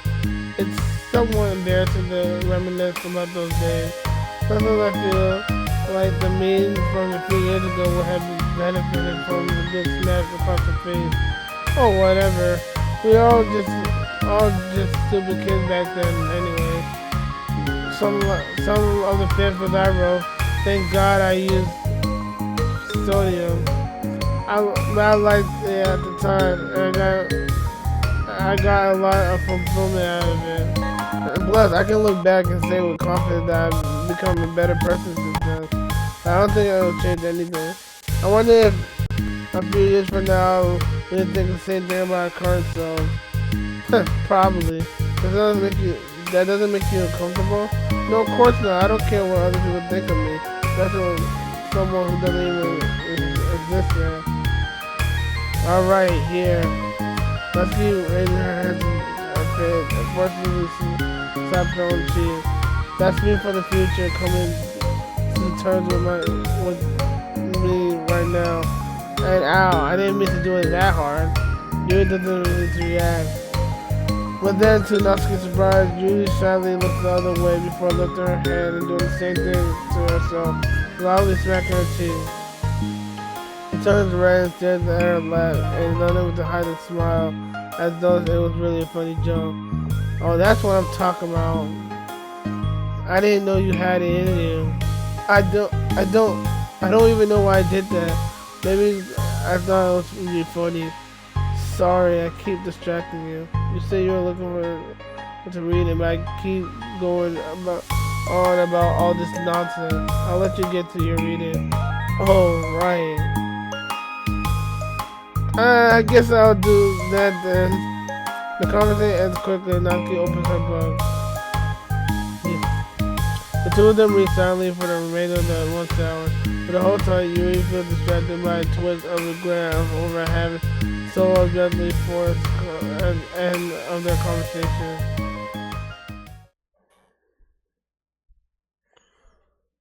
You're back! Yeah, I'm here to lay low again. Another day has passed. During lunchtime, Natsuki finds herself having wandered to the stairwell once more. Hey, did you buy that? Natsuki noticed a bottle of iced tea in the stairway where she normally sits. Yuri nods, avoiding eye contact. What, like for me? Like, you didn't know I was coming here today. What if I didn't show up? Well, I would have drank it myself, I guess. It was a very stupid thing for me to do. No, it wasn't stupid. I just thought, never mind. What I meant was to say thank you. And that was a really nice gesture. It's okay if you don't feel that way. I do. It's the other thing that I didn't mean. I swear, please believe me. You paused and nodded. Talking is hard. I get it wrong a lot too. So I believe you. Natsuki exhales in relief. Then she just sits down next to Yuri and takes a drink. Knowing Yuri, she's probably overthinking it so much that Natsuki's page response filled her with self-doubt. I'll do something nice for you next time. Please, don't feel obligated. I want to do some nice things too. Okay, thank you. You can thank me after I figure out how to do something nice. I'll do that then too. Natsuki sighs. Nothing. I just reminds me how I haven't been getting along with my friends lately. Is that why you've been coming here? Well, no, not exactly. I haven't been avoiding them on purpose or anything. They are just other things I'd rather be doing during lunch lately. I like being around them when we're all having fun, but they also just can't take anything seriously. So when I don't know, feel serious, then their attitude just really gets on my nerves. It only got to worse ever since I joined the leadership club. How come? I don't know. It feels like I used to really be good at putting up with it because it would be so stupid to call drama over a joke I didn't like or something. But I just haven't really time to do that lately. But it's my fault for being so overly sensitive. If I have a problem, I'm not gonna demand for everyone around me to change that. You're not being sensitive, but yeah, I know. Monica and Eddie really don't agree with that kind of thing. But they're not in my position, so it's easy for them to say that you should just communicate your feelings or whatever. It's not like my friend group does that kind of thing. I would just be making an embarrassment of myself. Sorry, none of this has anything to do with you. I don't know why I'm talking like this. It's it's okay. I like listening. What? Listening to other people's problems? Yes. That's weird. Sorry. I just like learning about people. Do you think that's weird? No, that's not weird. I probably just misunderstood, so I don't know. Does that mean I should keep going? If you like. Okay. Well, I don't know what to talk about now. What are the things you like about his friends? A lot of things. I mean, they're really fun to hang out with, like after school and on the weekends. And they really like my baking. It's very fun to complain about school together. They make me laugh a lot, and we have a lot of good memories and inside jokes. I'm really bad at a lot of those things. So, are all those things that important to you? Well, kind of, but they're not things that I need to get out of everybody. Everybody in the club is different from that, but I'm still friends with them too. Well, Sari really likes your baking, and she makes you laugh. She complains a lot too. Doesn't mean she's anything like my other friends. Well, like them, she's a nice person who cares about your feelings. Excuse me, how about you don't talk that way about my friends you don't know anything about? Natsuki says, no, wait, I'm sorry, I didn't mean that. I didn't want to say something bad. Please don't leave. Woo! That is our friend still. Yeah, they disrespect, but they're probably close. They just don't like. Yeah, I understand why she got pissed. It's fine. As long as you understand that you can't judge people like that. I'm sorry, not to be suspect now. You can't just compare friends like that. Like, measure who's better than who. Everyone's different. I'm sorry. I just don't like when people who want to hurt you. A moment of silence stretches between them. They don't want to hurt me. We just like to tease each other about stupid things. It's fun. I don't like that. Well, that's why I'm friends with them and you're not. Wait, chill out. You like it? No, she doesn't. Just don't worry about it. Don't worry so much about me. It's not worth it.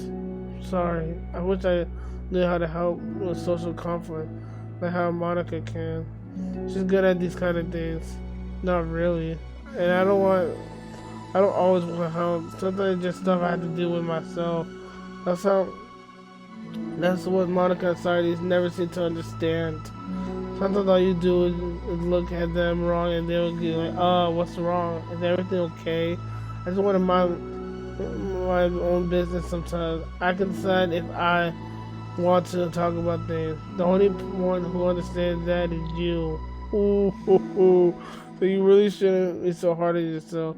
You're not as bad as you think. Oh, you don't need to reassure me or anything.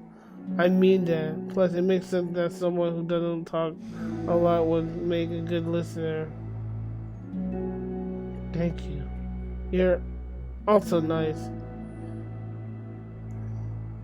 It's really hard for me. It doesn't really come out naturally. It's so weird because I always thought of myself as someone who can just say whatever's on my mind. But I feel like it only works when I'm annoyed or upset or I say something mean. Why am I like this? You don't have to answer that. I'm just talking to myself. Yuri nods and remains silent. Natsuki noticed her fidgeting with pages of her book. How come you like reading so much? I just have a lot of reasons. But I just get sucked into it so easily. It's so immersive. I want to be part of it. I think there's a lot of things about people in real life that makes you feel so uncomfortable and frustrated, especially when it comes to following social conventions and group interactions. I just don't really understand it, and I have no desire to participate. But it's different with books. It feels like I always want to be around the characters. I deadass feel that way about watching anime and manga. I feel such a strong emotional connection with them in ways that I've never felt with real people. So in that way, it can sometimes feel more real than real life. Really? It's that hard for you to be around people, like all the time? Well, fairly often, especially in group settings. when making a lot of when people are making all kinds of conversation by saying jokes and all of that, I don't know what to do. I just feel disengaged. Oh, that doesn't get you lonely? I don't think so. I can still enjoy spend time with people one on one and have all my friends too, of course. Do you ever do you ever wish that you could be friends with the characters in your book? All the time. Sometimes so badly it makes my heart ache. Yeah, me too. Really? A lot. Like more than anything? After Natsuki mutters that, silence fills the stairwell once more. But it's mutual silence, one full of understanding.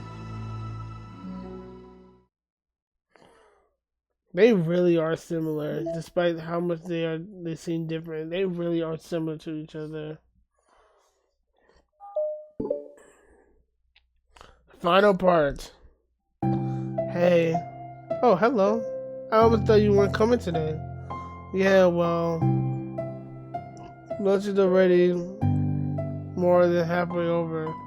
Natsuki had typically been meeting you in the stairwell much earlier, since it had always been a good way of dodging her friends when she doesn't feel like seeing them. Today she'd been holding a large plastic container in both hands. I ran into my friends, so I hung out with them for a while. Is that so? Yeah. I was in a good mood today, so I figured I should. I haven't seen them in a while, which I had to come with an excuse for, but I expected that. Plus, I had way more of these than I know to do with, so I figured I would share it with them too. As she sits down, Natsuki opens the lid of the container. You made cupcakes? You know it. Been a while at this point, so I figured it's time again. You can take one if you want. Yuri takes the cupcake and carefully twirls it between her fingers. It's brown with green frosting, immaculately shaped with a floral pattern and toppled with some glittery powder. How pretty. I just ate it, so I may not be able to finish it. I just ate. Are they for the club? Yeah, I guess so. I didn't even think about it. I just made them. I just thought that because green is Monica's favorite color, right? Well, yeah, but it's not really. You only taste a small bite. It's green tea flavored. So it's for Yuri. I love green tea. Oh, do you? It was just some random idea I wanted to try, so don't laugh at me. I'm not. I just feel happy. Oh, sorry. It was a joke. Oh yeah, she don't really. That was more of a joke. Usually when, never mind. What I meant was say I'm glad. Sorry for saying dumb things again. I just wanted to do something nice. The thing is, I happen to be good at it. I do know that you like them from past experience. Yuri turns red, recalling the time she cheated herself rather generously to Natsuki's cupcake. Ironically, her mouth is too full because it's for her to stammer an excuse, so she says with a disapproving look. How did you get into baking?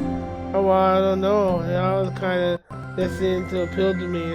Well, it was from Parfait Girls when we actually played it. When we actually looked at her view, yeah. I'm a few years ago, I read this manga with a lot of bacon. So I got like super into it for a while. And I was probably making stuff almost every day. That's something I always knew I liked anyway. It's like baking is an art, but when you get good at it, it becomes more delicious too. I'm struggling to imagine myself putting my heart into something so artistic, knowing that it would be eaten afterwards.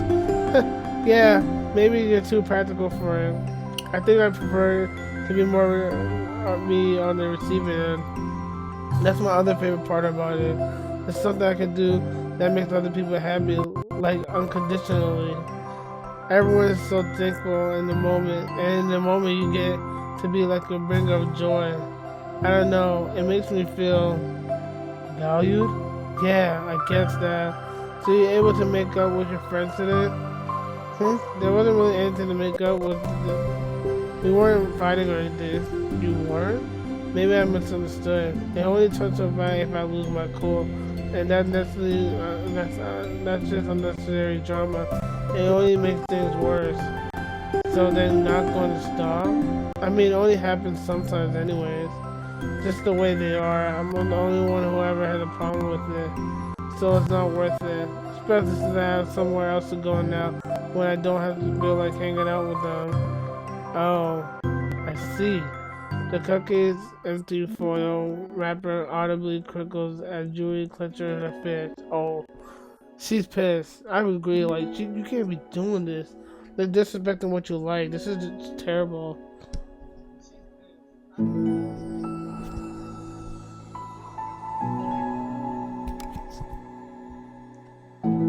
I'm glad this situation is resolved, and that you don't have to avoid them anymore.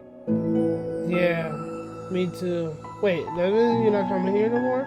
And I don't have to bother you during your alone time anymore. I'm sure you have a lot of reading to catch up on. Yeah. I know that cupcakes are basically nothing compared to all the stuff you've done for me. But it's the best I can do. So you can have the rest of them. Until grabs the bottle and slides it over to Yui's feet. Yui stares at the plot, and she sinks her hand inside the bag. You should save them for your other friends.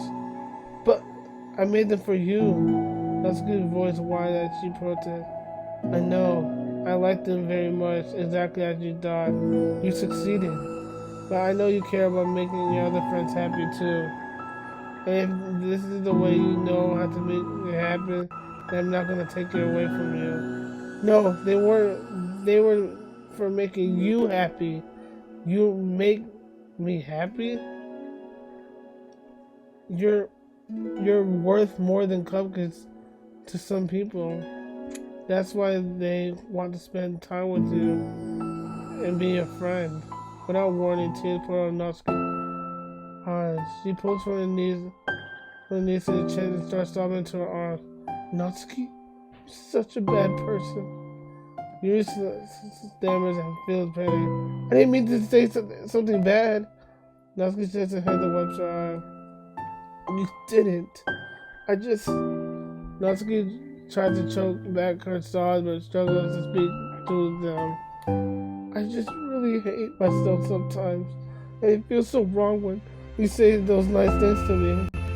Like I don't deserve it. I'm sorry. No, I am. I'm so difficult. I can't think of even a single thing about myself that somebody would like. I hated myself for bothering you during lunch.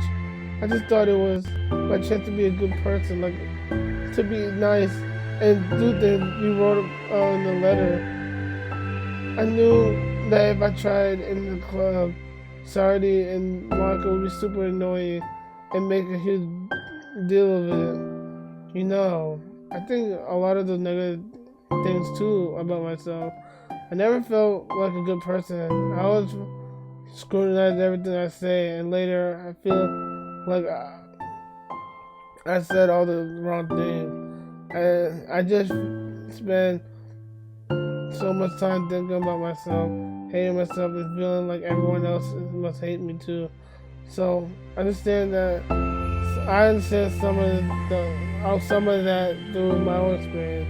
That's why I wanted to write the letter to express my feelings. It pained me to see all those things in someone else that I saw in myself. Natsuki sniffled and Yuri watched through her bag and pulled some tissues then handed up to Natsuki. Manga told me that it takes a good person to reflect on those things.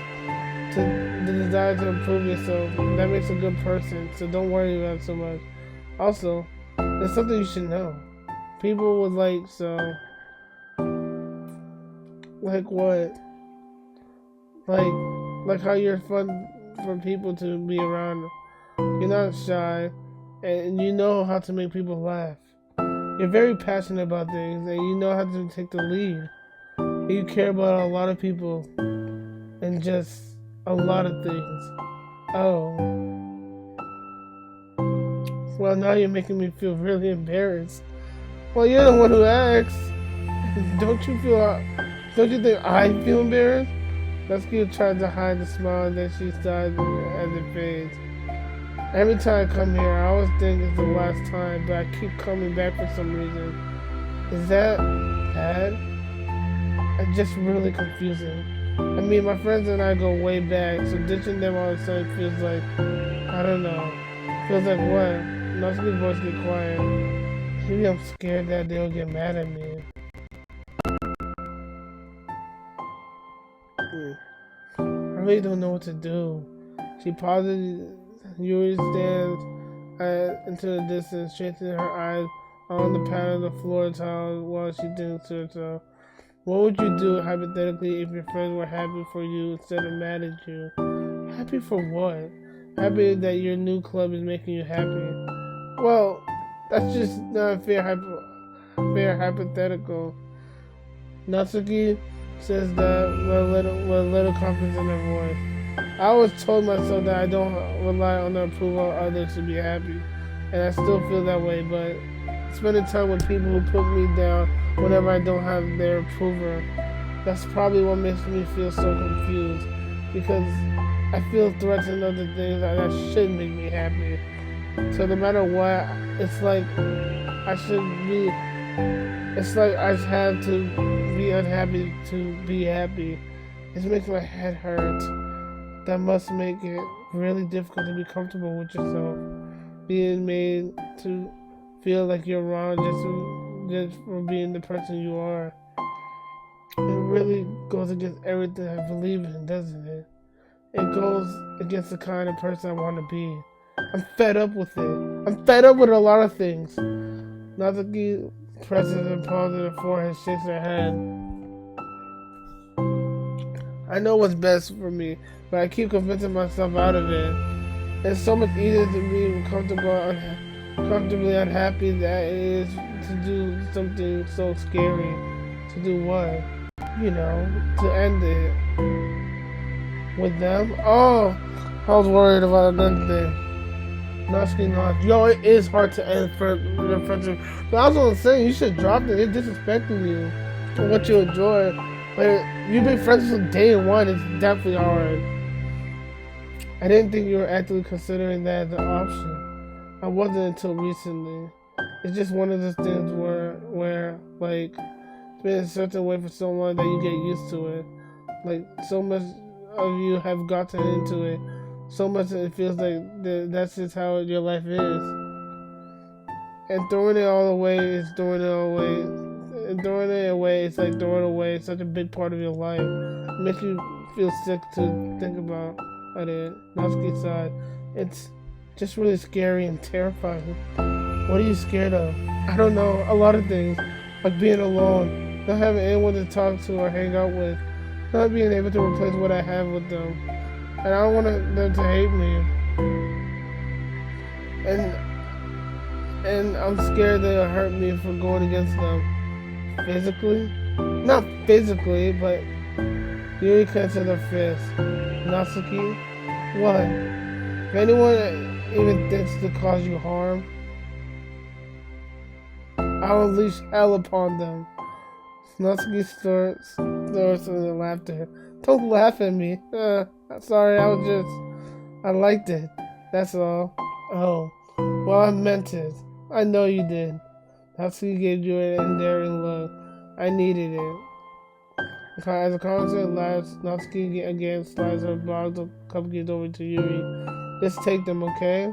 I don't want other people to have them anymore. You sure? Natsuki nods. I'm sure. I will then. I'll enjoy them. Natsuki looks away, but the feeling of warmth spreads through her. She holds on to that feeling, knowing that it will give her courage.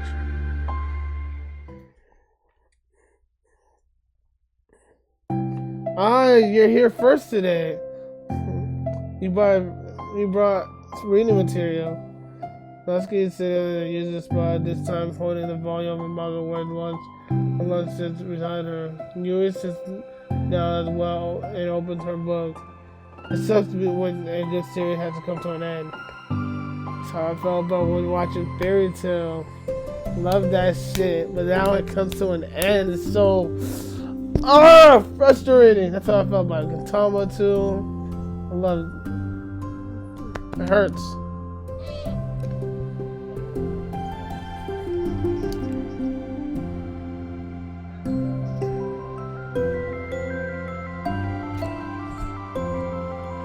Like, it's such a big part of your life, and then one day there's just nothing left. It makes you feel so empty. Unfortunately, I'm about to experience that myself. I'm on my last book of this series. That sucks.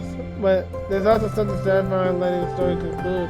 I don't know if I don't want it to go forever. Like, I did want it to continue forever, but everything must come to an end. Maybe.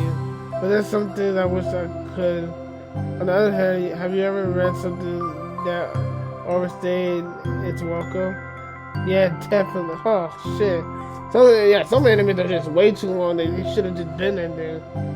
I can think of at least one thing I read that got pretty unbearable like halfway through, and the ending really sucked. So it sucks when something good has to come, but also sucks when they just keep inventing more plot until you don't like it no more. I guess it sucks either way. Well, that's the nature of all things. They come to an end. Two fall silent. They slowly eat while making their way through their respective reading material. Natsuki doesn't seem to be touching her food at all. You don't go out during weekends, right? Excuse me? Like with friends at the mall or downtown or whatever. I'm not a total shut-in, you know. Oh, my bad for making assumptions. Well, I sure go out less than other people like you and the others in the club. I don't really meet with friends and arbitrarily spend time like that. I'm usually meeting with my board game group. Board game group? It doesn't matter. It's just more nerdy stuff. Why do you ask anyways? I was just curious. I just realized that I couldn't picture it, so I was just curious. Yuri looks at Natsuki and realizes that she's shaking. Don't look at me like that. Sorry. Natsuki pulls her knees into her chest and puts her head down. I can't take this. Did I do something? Yuri gets flustered, her mind racing over like she may have said something done. I did. I ended up. Oh! No! Good job. I know it was hard, but great job. Your friends were terrible. Like, I know you spent time with them, but they were disrespecting your interests. Like, hell no. You texted them? I texted them earlier and told them, and then I just blocked them because I was so afraid of their responses. Now I feel like I'm dying inside. Oh, I'm sorry. Totally unusual what to do. Yuri can barely find any words to support the offer. Meanwhile, the sound of Natsuki unusually hard breathing fills the air. Then she speaks again, barely above the whisper. Help me. I feel sick. I want to hit my head against things. Please help. I can't take this. You may have a panic attack. Without realizing, Yuri's demeanor suddenly changed. I have experience with this, so I'll help you get through this, okay? Natsuki meekly nods through her rapid breath, head still buried in her knees. Yuri slides herself over to Natsuki and insists on the step behind her. Then she puts her hand on Natsuki's shoulder.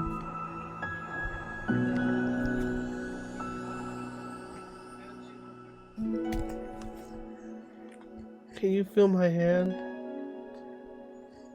Natsuki nods and herself becomes much more apparent through a new sense of touch. Yuri keeps her voice low and gentle. You're safe right now. You're in a good place and safe, where nothing can hurt you. Natsuki nods once more, although Yuri is only touching Natsuki's shoulder. She can practically feel her racing pulse through the base of her neck. We'll do a breathing exercise together. All you have to do is listen to my breath and breathe alongside with me. Now let's breathe in now. Yuri takes a deep and slow breath. Beneath her hand, she feels Natsuki's shoulders rise as Natsuki takes a breath of her own, trying to mimic Yuri.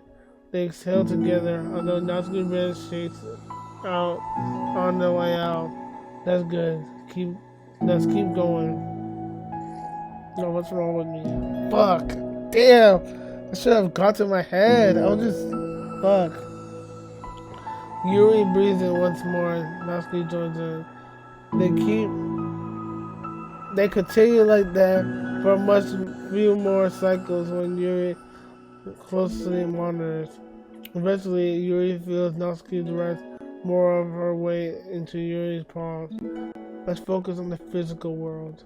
All you have to do is focus on the feeling of your breath going in and out. Okay, let's fix this right now. This is the final part anyway, so we have to fix this.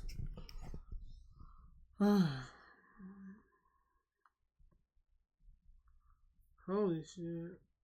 Oh,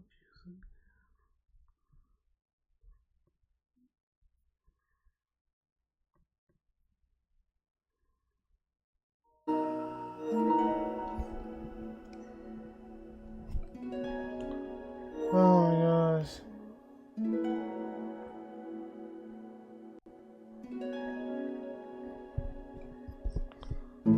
And the weight of my hands on your shoulders. You're in the safe and comfortable physical space. Minutes pass and listen silent. But now the worst of it has passed, and Yuri is determined to not move away till Natsuki prompts her to. Meanwhile, Natsuki has lifted her hand off her knees and her breathing has mostly steadied. Then she takes a final deep breath, slowly pulls herself to her feet and causes Yuri to let go. She stretches her arm. I'm sorry, I didn't mean to freak out. I don't know what my deal is. You don't have to apologize. This is enormously stressful for you. Is it gonna keep happening? It may or may not. We can take measures to help prevent it in the future, but I think it will naturally get better over time. Natsuki notices to sit back again, so Yuri moves over. Yuri turns away to pick up her open book and on the dusky floor, which she had hastily set down earlier. She brushes dust over the cover. I don't think I could have gotten through that alone. You're not alone.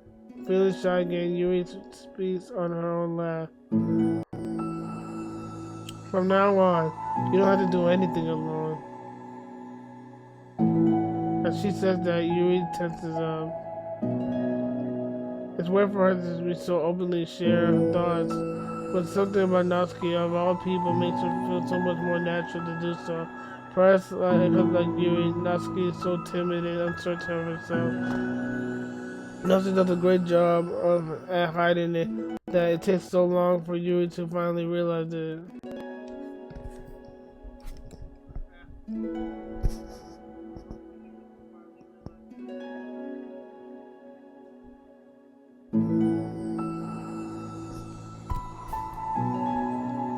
And because of that, Yuri is able to deliver the reassurance that she herself would have wanted, demonstrating that you deserve to be loved by others. If you can accept that for the first time, then perhaps you can begin the tumultuous journey of learning how to love yourself.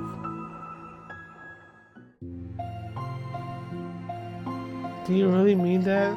You're probably going to regret saying that if you do. How so? Because I'm probably going to have a lot of free time during the weekend from now on. So you're giving me permission to be as annoying as I want and drag you around other places. I see. But you already said it, so you can't take it back now. Well, I suppose I have no choice but to accept the responsibility then. I know a good ice cream place. Oh? That means you finally figured out my favorite ice cream flavor. Huh? What are you talking about? Oh, you don't remember? The first day you came to the club, you guessed everyone's favorite ice cream flavor. But for me, you had no idea. Seriously? I don't remember that at all. We remember. Oh wait, yes I do. I said it's probably green tea. You eat six ahead. It's a good guess, but my favorite is usually to get chocolate and raspberry together. Chocolate and raspberry. How fancy. How is that fancy? I don't know. I feel like I should have guessed something like that. Well, maybe next time I'll try chocolate and strawberry. Hey, strawberry is my favorite. What a coincidence.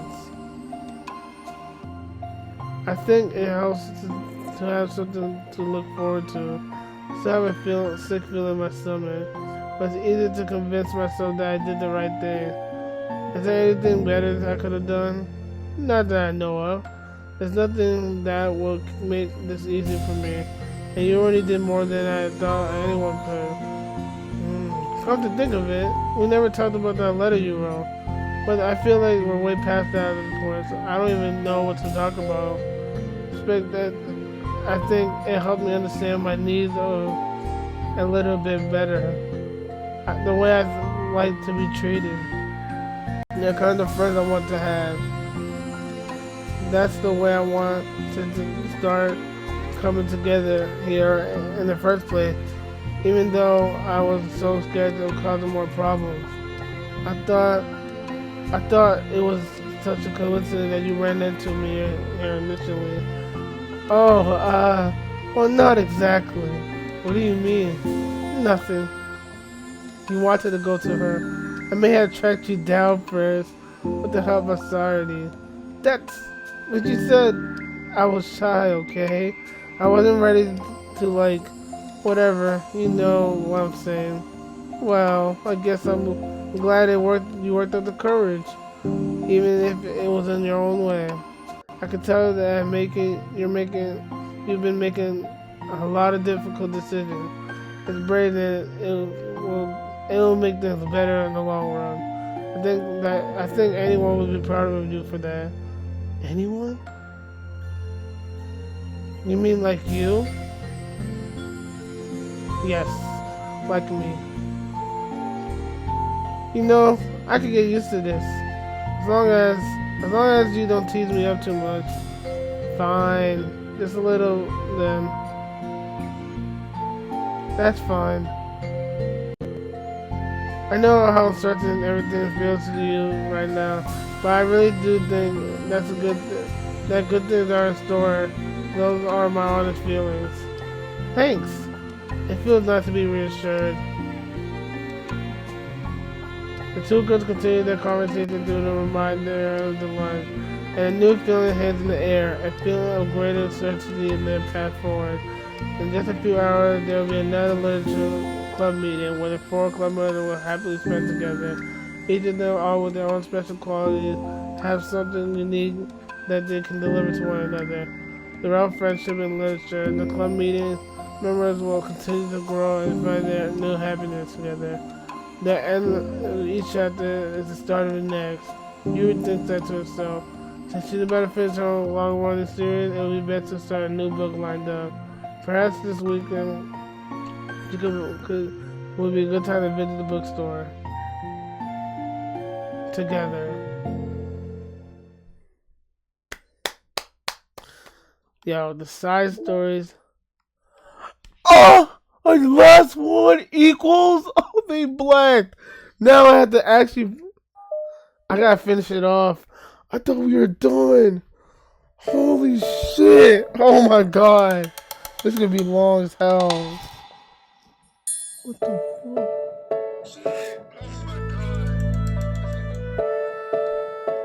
Nigga, I thought we were done. Okay, everyone, we're going to be taking a break from the usual activity today.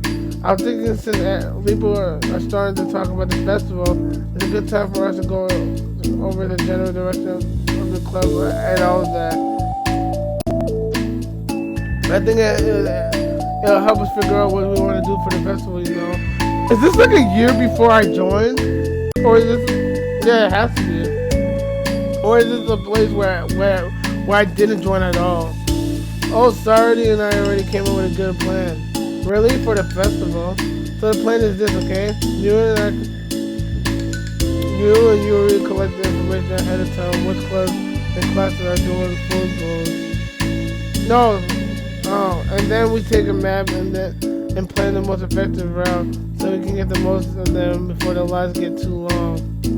That has nothing to do with the club. Well, you have to let me finish. Alright, fine, go ahead. Alright, so we basically ate all the food we can, then we come back here and we all eat together. That has nothing to do with club. I got tricked twice with the same joke. Bro, don't be a hater. It's not like you to come up with anything better. Look, even Yuri was thinking about it. Yeah. No, I wasn't. I would really prefer to do something literature related, so we can eat together anytime. The festival is a unique opportunity. Besides, it's been quite a while since we've seen any new interest in the club. Yeah, I was thinking the same thing. We really should get a shot at showing people what the literature club is all about. I'll tell you what, we can do both. Right?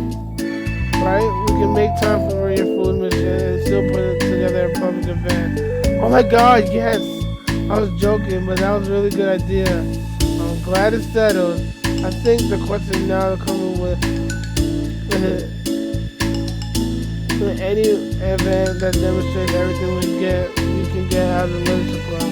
Well, it's kind of tough because everyone will get something different out of the club. Well, how about this? Let's go around and have each other talk about what we've gotten out of this club so far. That can really help us out what kind of reputation we want to build. Yeah, that's too embarrassing. But you have so much to talk about. That's exactly why. I'm starting not to feel the same way. Well, maybe I didn't plan on arguing against it or anything. Maybe it's a letter club. We can talk about stuff together, right? And the only way to get more comfortable with it is to suck it up and do it.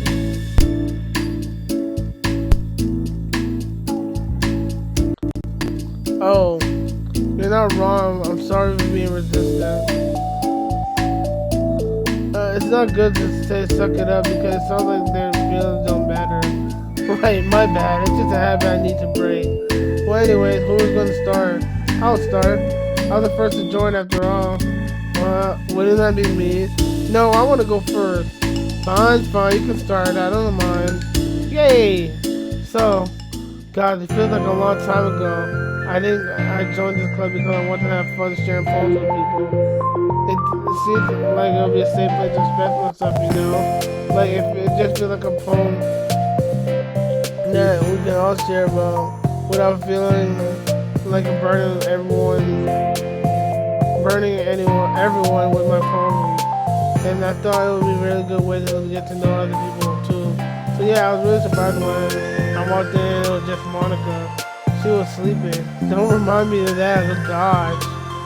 But it seemed like so much fun to help start a new club. Especially since writing helped me so much. I wanted to see if it helped other people too. But it ended up being me who was inspired. So I remember feeling like Monica was just so sweet and mature, and that I could just trust her with anything.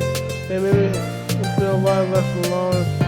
And having someone who knew even the bad things about me. And at that point, I knew the literature club was going to be special for a lot of people. And I felt the same way. It really helped give the club a more cohesive vision. Yeah, Yuri joined, but she was so different from us. And Natsuki too. I think for Yuri, it really helped me take the lead before she was able to open up again. And Natsuki was kind of awkward. She was ready to really get close to someone really quickly. I never thought about that kind of sort of thing. I really feel like I got better at understanding people's different needs. And that makes me really happy because my friends are the most important things to me. And whatever the new members we get, I want them to feel them in those ways too. I don't know if I'm going to continue coming to the club more for you. Really? I know it wasn't too long, but it hurts to think about my behavior back then. I was really short-sighted. The only reason I came to this was to find other people who were into fantasy, I suppose. I suppose that my idea of making friends with people. Then I remember feeling uncomfortable because you and I have such different energy. I had such a specific idea of the kind of person I could be friends with. So when Society tried so hard to get to know me, I felt like she was just wasting her time. I was wasting her time. I think I was so naive to assume that similar interests was the key to the homeowner of friendship. Sorry, I were able to be friends because she always thinks about the needs of other people. That's something I never knew how to do. So even to do. But I stayed in the club thanks to that. I started trying as hard as I could to understand people better. You really went above and beyond with it. It came to that. I was super impressed. Well, I always hated that I didn't know how to behave like a person who would easily like the other, like the two of you can. And because of that, I spent so much time thinking about my own behavior and all the wrong things I said. The whole time I should be thinking about how other people understand, not myself. But once I started doing that, I was able to make friends with everybody else. Oh, I discovered that sometimes I'm a better communicator when I can take time to write rather than speak. So it's strange the way this turned out. It's so far different from anything I ever would have expected. But I'm happy. I suppose we always know what we need. Oh my gosh, you're so cute that I'm gonna throw up. What? Okay, please don't do that, Sardi. Yeah, please don't. Besides, I'm not cute. Hey, isn't that my line? Oh, well, for me, it's actually true, so. What are you talking? What are you saying? Nothing. Finish my part so someone else can take the turn. My heart. Sardi, take some deep breaths. Okay, fine, I'll go. I can't believe you were complaining about doing this and still went before me. What a show off. I was just following up on Sardi. It's the easiest way to get it over with. Besides, you left out the most important thing you could get out of this car. I did? Yeah, a regular supply of your favorite cupcake. Forgot about that too. I'm a traitor to the cupcake queen. Neither of you are forgiven. Looks like only Monica will be getting cupcakes next time. No! I can't eat that many cupcakes. Yeah, true. Only you can. Hey! So anyways, I'm putting off talking.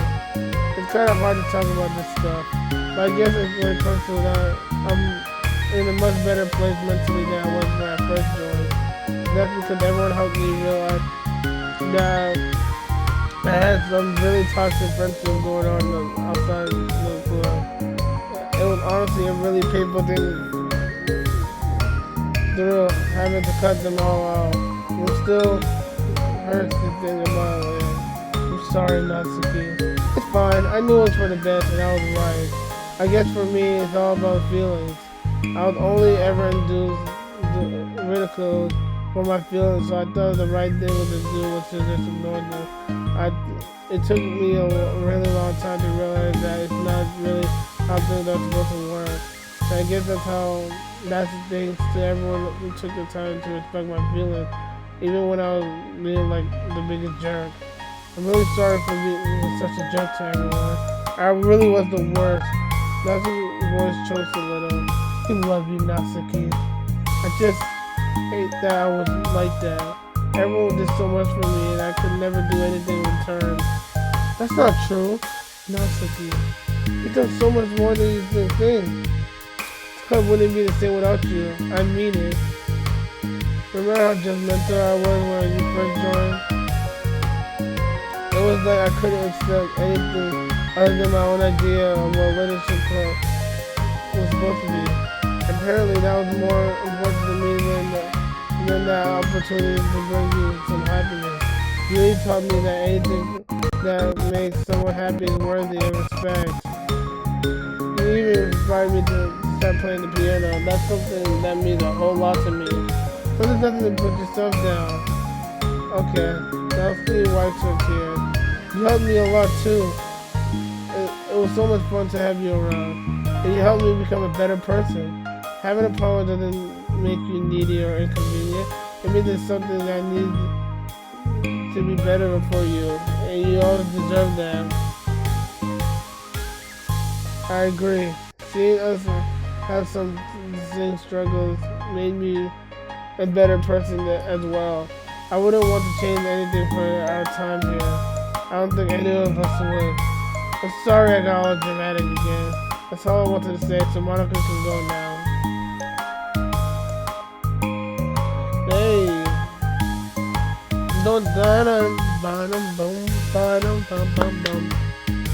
There's no need to apologize. It was something I wanted to talk about anyway, because it made a big difference for me. I was such a strict perfectionist who never took enough time to believe in the best of other people.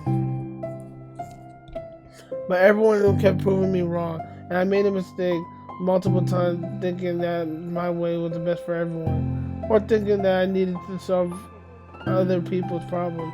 But I think being a leader means that you have to acknowledge that you're not perfect, and that the best thing you can do is to help guide some people rather than to do everything for them.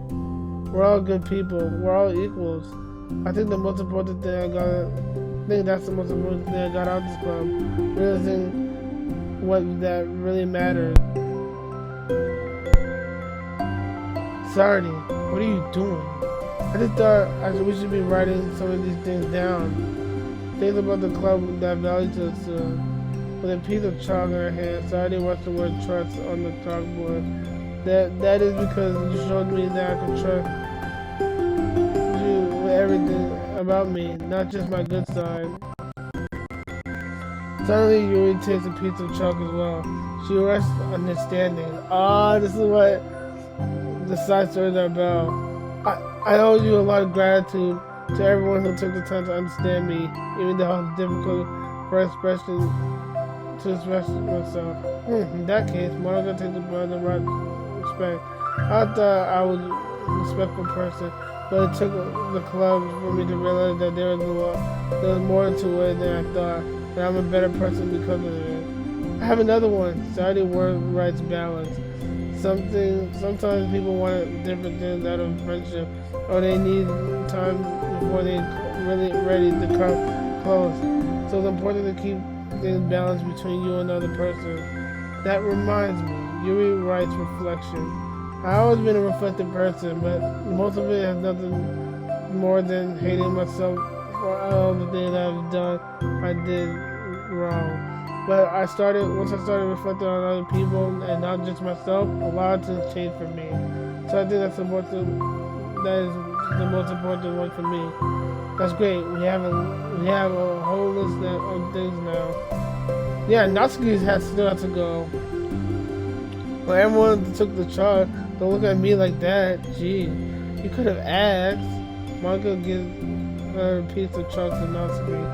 Then Natsuki decided to write self-love.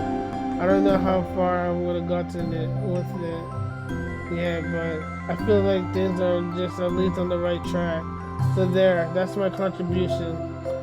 Together, everyone stares at the words on the board. Wasn't this club supposed to be about literature? It is. We still do a lot. Yeah, a lot of literature, friendship and literature. Yeah, you're right. Friendship and literature. Natsuki and Yuri gently nod as well. Hey, let's take a picture together. We don't have one yet, right? Yeah, you're right. Let's sure send it to me after. Wait, can I brush my hair first or something? Oh, you're fine. Let's just make the best hair of all of us. Like, you have the best hair of all of us. Everyone get together. I can't fit you all in. Okay, everyone get ready. Click.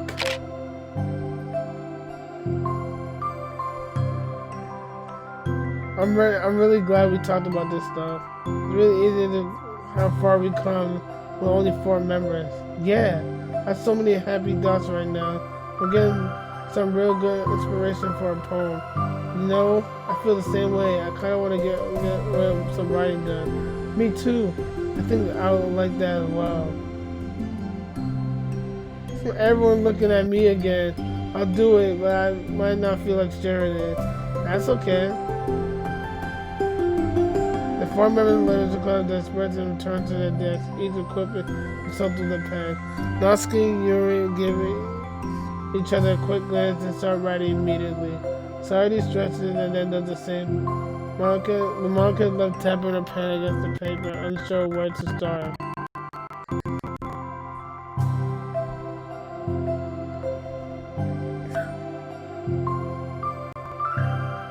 Just move your hand. Monica mouths to herself. Write the way into your heart.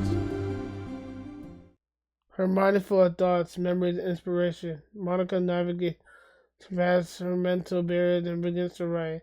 It doesn't matter what, just that it's something new. Oh shit.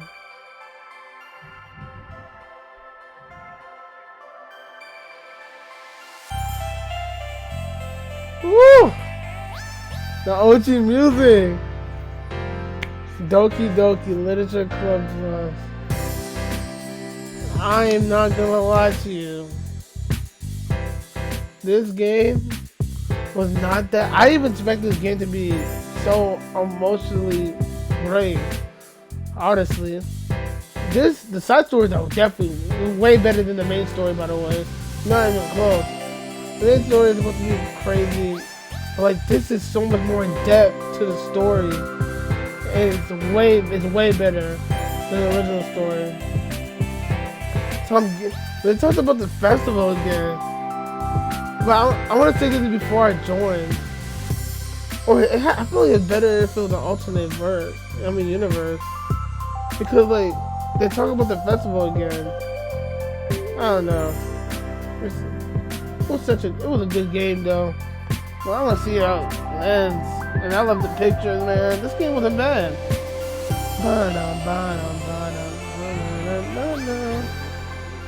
This was a good game. No cap. Woo! Been on one spot is really tiring. I thought we were gonna have one final picture of Lynn. Posed it up, but we didn't.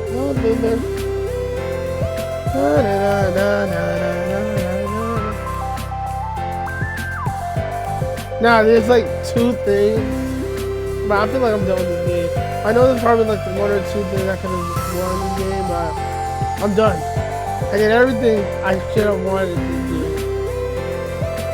I mean, yeah. I don't know.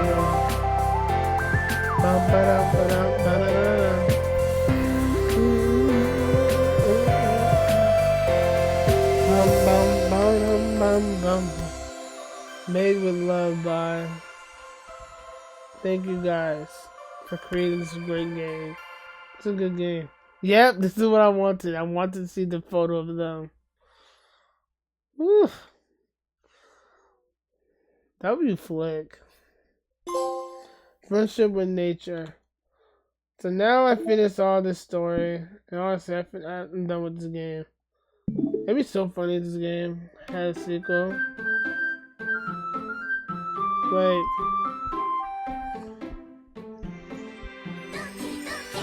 see, but I don't feel like doing this. Oh, I'm finished with the game. If I continue though, it'll be because I'm a little bit curious. Let me check. Okay, curiosity is getting to me. I just want to check something. Curiosity took the best of me today. I don't care what she said. I just want the ending. We skip. Oh, she fall asleep? Only collapsing right now. Okay. What the? Oh, jeez. Oscar, you okay? What the? I told you not to give it. Don't worry, Ultimate. She's fine. Anyways, okay, I don't really care about this.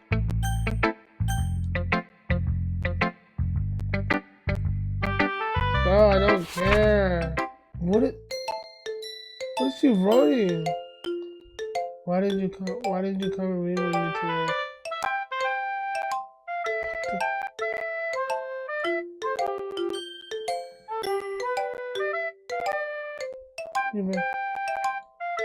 You're the sick queen. That should be obvious right now. So just play with me instead, okay? You don't have to hate me. Do you hate me? Wait, what is going on? Don't ruin it, please. Just stop talking to Yuri. What the heck is this? Play with me instead.